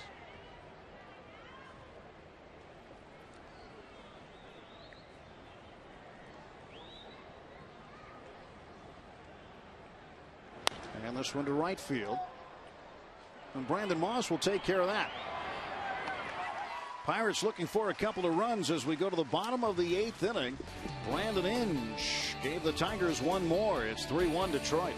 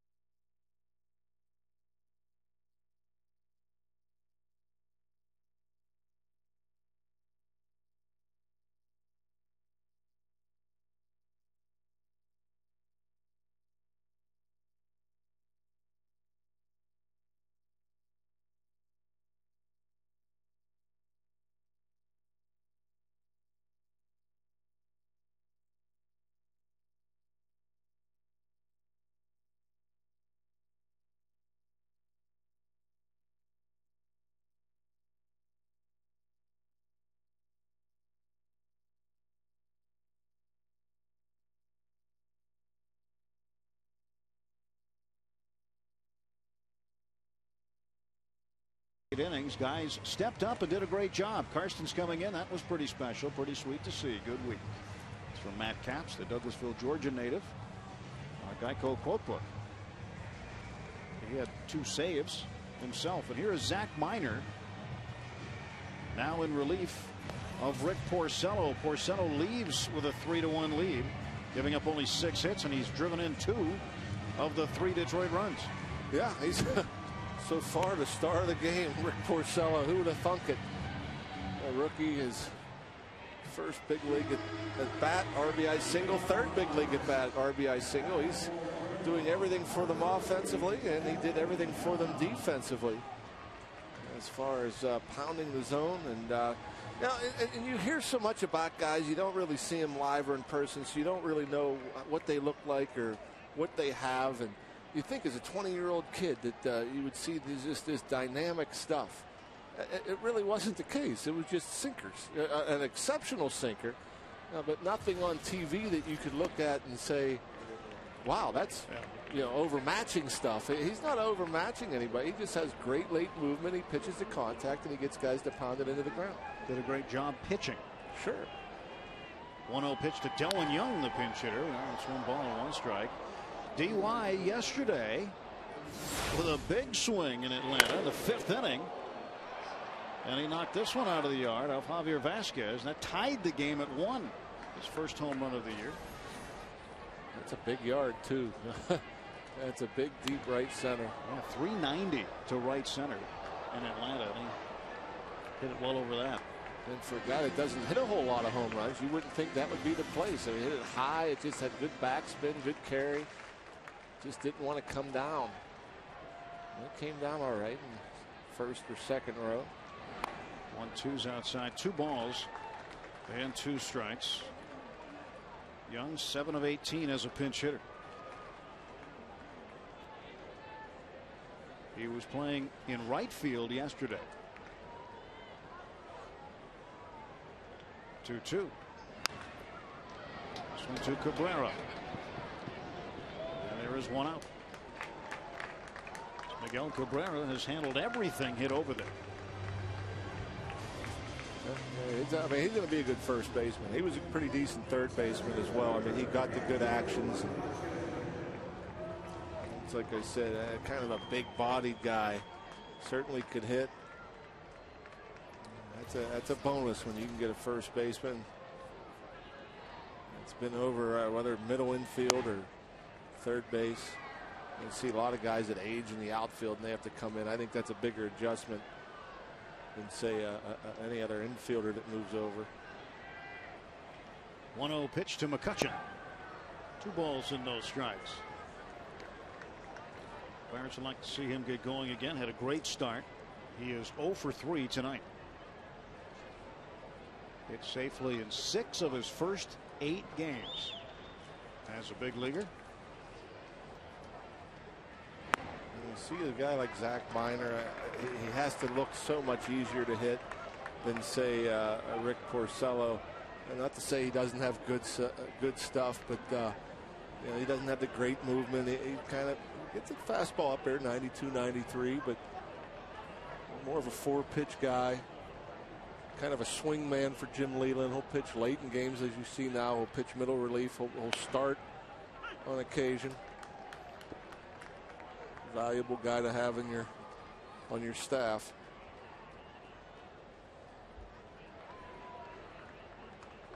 The 3-1 pitch, and this one is into left field, a base hit. So the tying run coming to the plate in the bottom of the 8th inning in the form of Nyjer Morgan. Morgan, a bunt base hit and a run scored in the 6th inning. McCutchen turning on this one. 3-1 count. Yeah, you love to hit in the 3-1 count. Yeah, that pitch actually wasn't in a bad spot. It was on the outer third of the plate. If it's down, he may get him to pull at the third, but he leaves it about thigh high. McCutchen. See if he goes anywhere. Down 2. And Morgan shows bunt. Takes ball 1. So a very important hitter right now for the Pirates at the plate. They'd like to get Morgan aboard, get 2 on at least before Sanchez and LaRoche get up. And 1 out, bottom of the 8th.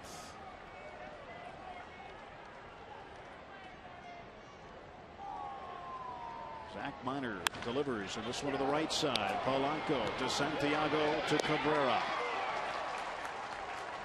And the inning is over. Only the second time, third time really, he's been doubled off.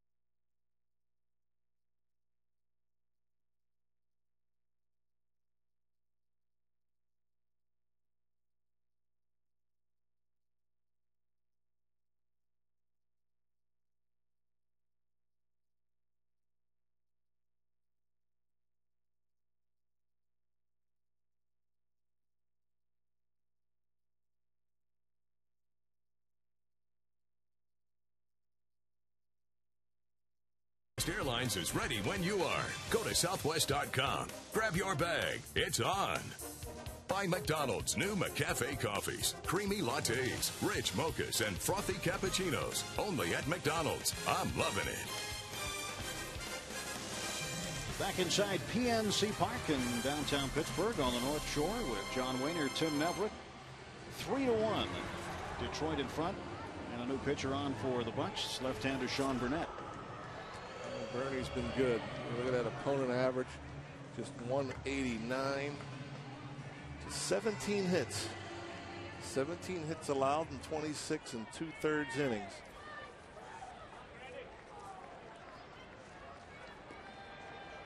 He's getting them out on both sides. Lefties hitting just 182. He was asked to get righties out as well. They're hitting just 196. So Granderson is up, and the guy that he has been hitting behind most of the night, the pitcher Rick Porcello, who's a pitcher of record to the good, is the first Tigers pitcher to collect a hit in his first major league at bat since Zach Minor did it, who's on the mound for him now. Minor doubled in his first major league at bat in 2006 at Milwaukee. Porcello pulled off a number of firsts tonight. First Tigers pitcher with multiple hits in a game since Jeff Weaver in 2002. And here's one for you. First Tigers pitcher with multiple runs batted in a game since Joe Coleman had 3 runs batted in on September 21st, 1972 at Fenway Park in Boston. Wow, what was he doing batting? That's a good question. You know, when did DH come in the 60s sometime, right? Or was it even before that? I don't know. You know what? That might have been 73, wasn't it? Maybe. Well, before, during, or after the game, stop by the Trib Total Media Hall of Fame Club at PNC Park, PNC Park's newest venue. Remember, the Hall of Fame Club is open to all fans. It offers a full menu as well as selected drink specials at the full-service bar. For more information, visit Pirates.com or just stop by on game day. Tomorrow, the Soul Shakers will be performing live immediately after the game. Don't forget, $2.50 beer specials after every game. That includes specials on all beer. Granderson aboard. Not a good way to start for Bernie here, trying to keep this 2-run deficit, and 4 fastballs all in the same spot pretty much, up and in. And this one bunted by Polanco. They found a way to get him out. Yeah, how about that? 4 for 4 against the right-hander. Snell gets up there facing a lefty, and he's asked to bunt. So there was one out.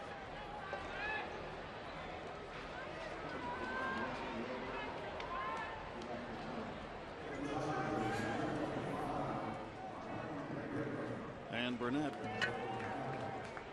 will not face Don Kelly. It'll be Ryan Rayburn.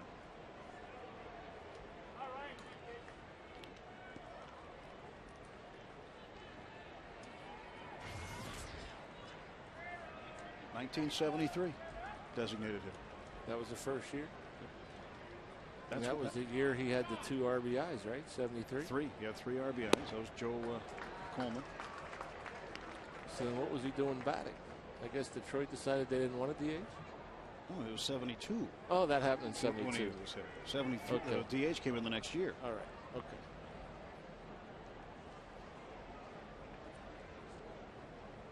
Top of the 9th, Ryan Rayburn with Granderson at second base.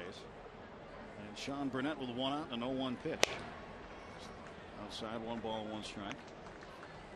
He's got Steve Blass on the cell phone, apparently.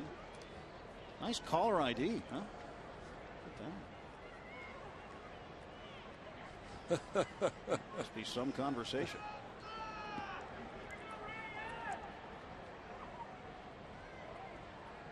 And Steve called in to let us know that as a pitcher he had 3 career triples. That's what he was calling to tell Is the that parrot. right? Yeah. Well, that and probably wondering how I'm doing. Just know if you're comfortable up here, you have everything you need. Yeah. Probably was wondering if I threw any gifts out to the fans at the 7th inning stretch to keep up his tradition. Or maybe he's explaining to the parrot why he didn't do his interview for the weekend. Yeah, he has a interview due Sunday. I guess it's none to be found. But I'll pick up Steve. I'll tell him, Bird. Now see the caller ID on there. Notice he's got Mr. Blass. Oh yeah. Not Steve or Steve Blass. It's Mr. Blass. There's a strike call. 2-2. Steve must have a lot to say. The parrot's listening well. Huh? Steve typically has a lot to say. Well, Pirates down 2 runs here, top of the 9th inning. 1 out and a 2-2 count on the pinch hitter Ryan Rayburn. Hitting for Don Kelly.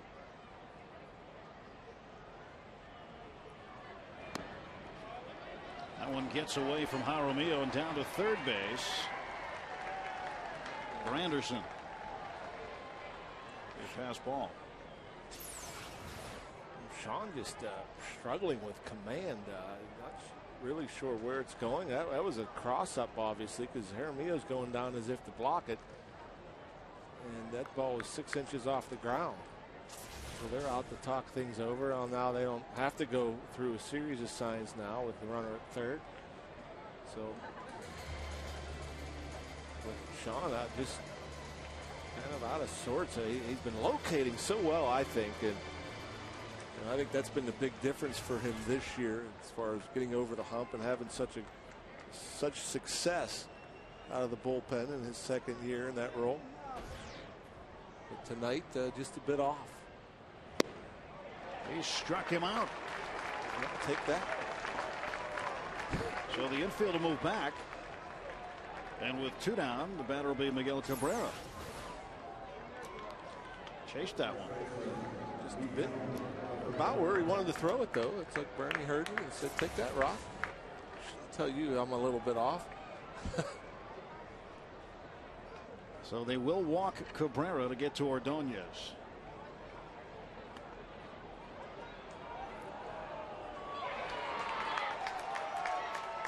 See where the Pirates are lined up defensively here with Jack Wilson behind the pitcher's mound and Freddie Sanchez and Adam LaRoche over there on the right side. Now the safety defense and the intentional walk play.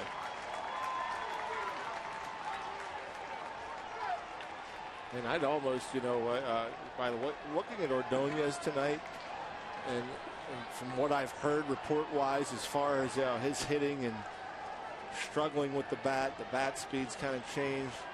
I'd almost pound him. He had a lot of late swings off of Ian Snell. I'd almost want to just pound him, fastball after fastball. So John Russell's going to come out of the dugout on the third base side. Takes that long stroll, and he's coming to get Sean Burnett. And Steven Jackson has received the call. Our Columbia Gas 811 call to the pen has been made. We will tell you a little bit more about Steven Jackson as he comes in to replace Sean Burnett in the top of the ninth.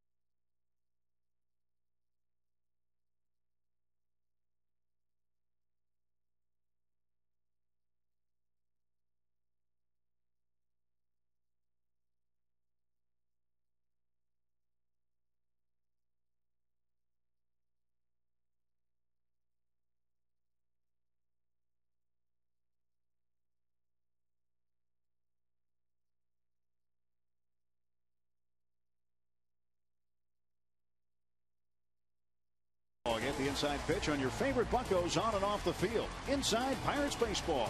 Driven by your Western Pennsylvania Chevy dealers and Geico. Here's tomorrow night at 6. Right here on FSN.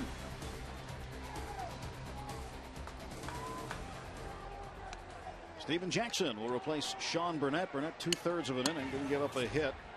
Struck out one. Walked 2-1 intentionally. The book's still open on him as the runners on base are his responsibility. Granderson down at third base and Miguel Cabrera at first. And Maglio Ordonez, who has hit the ball on the ground 3 times for outs, is up there with 2 outs and a forced play in the middle of the infield available. Jackson delivers. Ground ball to third. We'll go to second. Just as scripted. One pitch, and Jackson gets him out of the top of the ninth. Last wraps for the Bucks. Sanchez, LaRoche, and LaRoche.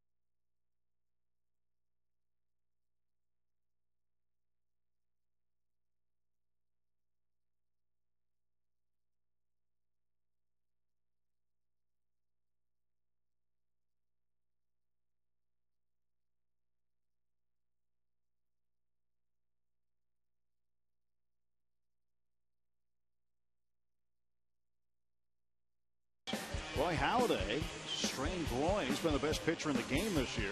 John Smoltz makes his 5th minor league rehab start. They're expecting him perhaps late next week to come up and pitch for the Red Sox. And Johnny Damon has an eye problem, forcing him out of the lineup for the Yankees. Some defensive changes for Jim Leland's Tigers in right field. Ryan Rayburn, who pinch hit for Don Kelly, he will stay and play right field. And over in left field is Josh Anderson, and on the mound is Fernando Rodney. You see the numbers, they don't look all that impressive. 4.68 ERA, 11 for 11 saves, 11 walks in 25 innings, not as many strikeouts per walks, but Rodney can bring it. There's Josh Anderson out there in left now. Again, 11 for 11 in save opportunities. Maybe he's due to blow one. I would say. Freddie Sanchez, Adam LaRoche, Andy LaRoche, 3, 4, and 5 in the Pirates order. And they don't need just 1 run, they need 2 to extend the game, 3 to win it. Scored just 1 run. That was in the 6th inning. Nigel Morgan reached on a bunt base hit. There's Freddie Sanchez hitting it pretty well to center field. Going back is Granderson, and he'll make the catch. 1 away. Need a base runner. It'd been nice to see Freddie get on. The big bopper Adam up. Now Adam has to be the table setter. He needs to get on. Bloop and a blast. That's what it's down to at this point. Down to their final 2 outs tonight. The pitch, and this one goes down the left field line, foul. Adam saw something he thought he could drive on the first pitch from Fernando Rodney. Fastball at 95. He can crank it up a few more notches.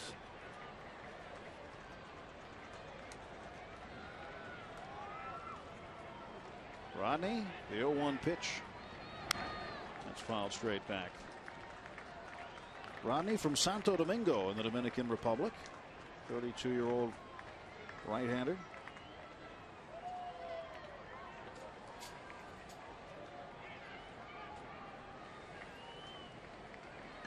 Signed as a free agent out of the Dominican back in 1997. And he has never known another organization. He's been with the Tigers his whole career. 10 years of professional baseball. Not the prettiest delivery either for a hitter. A little bit of. This one down the line to right. And that one is going to get down into the corner. Fair ball as LaRoche will walk into second base. He's got a double, and the tying run will come to the plate in the bottom of the 9th. Double number 20 on the year for Adam LaRoche. Well, he certainly deserved it. He's been putting together good at bats. 3 really good at bats tonight, minus the walk that he kind of got pitched around on. I thought that ball went out of play. You can't tell it from there, but that ball bounced up, I thought, to the right of the foul line, over the fence, but that's neither here nor there. And Andy, of all people, deserving of a base hit, at least 3 good at bats himself. And he pulls this one foul up the left side. 0-1 the count on Andy LaRoche. And look at Adams' ball down the right field line. What's this hit when it goes out of play? That hits the door. That hits Manny's door. He's out there. Door's open now. He must have thought somebody was knocking. Oh, yeah, he said, who's knocking on my door? The game's not over yet. I can't imagine that being in play. 0-1 pitch, and this one is going to go foul, and the head of the bat almost went as far as the baseball. Sawed him off at the handle.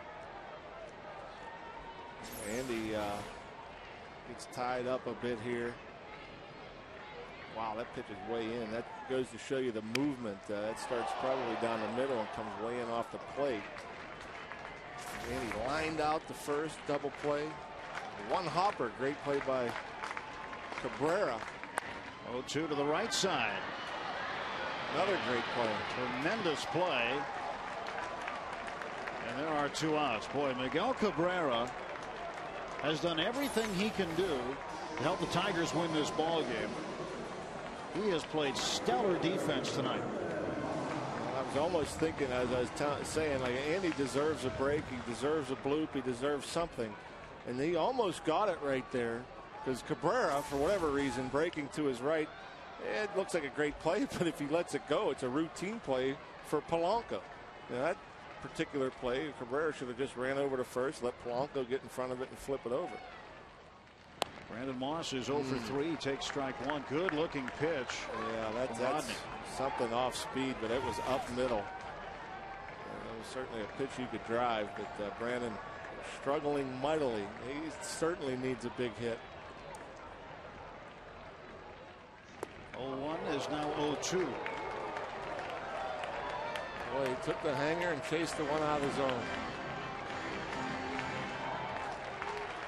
No balls, 2 strikes. Pirates down to their final strike tonight. Moss trying to keep them alive against Fernando Rodney. Coming back with it. Off speed. And he strikes out to end the ball game, and the Tigers take game number 1. As Brandon Inge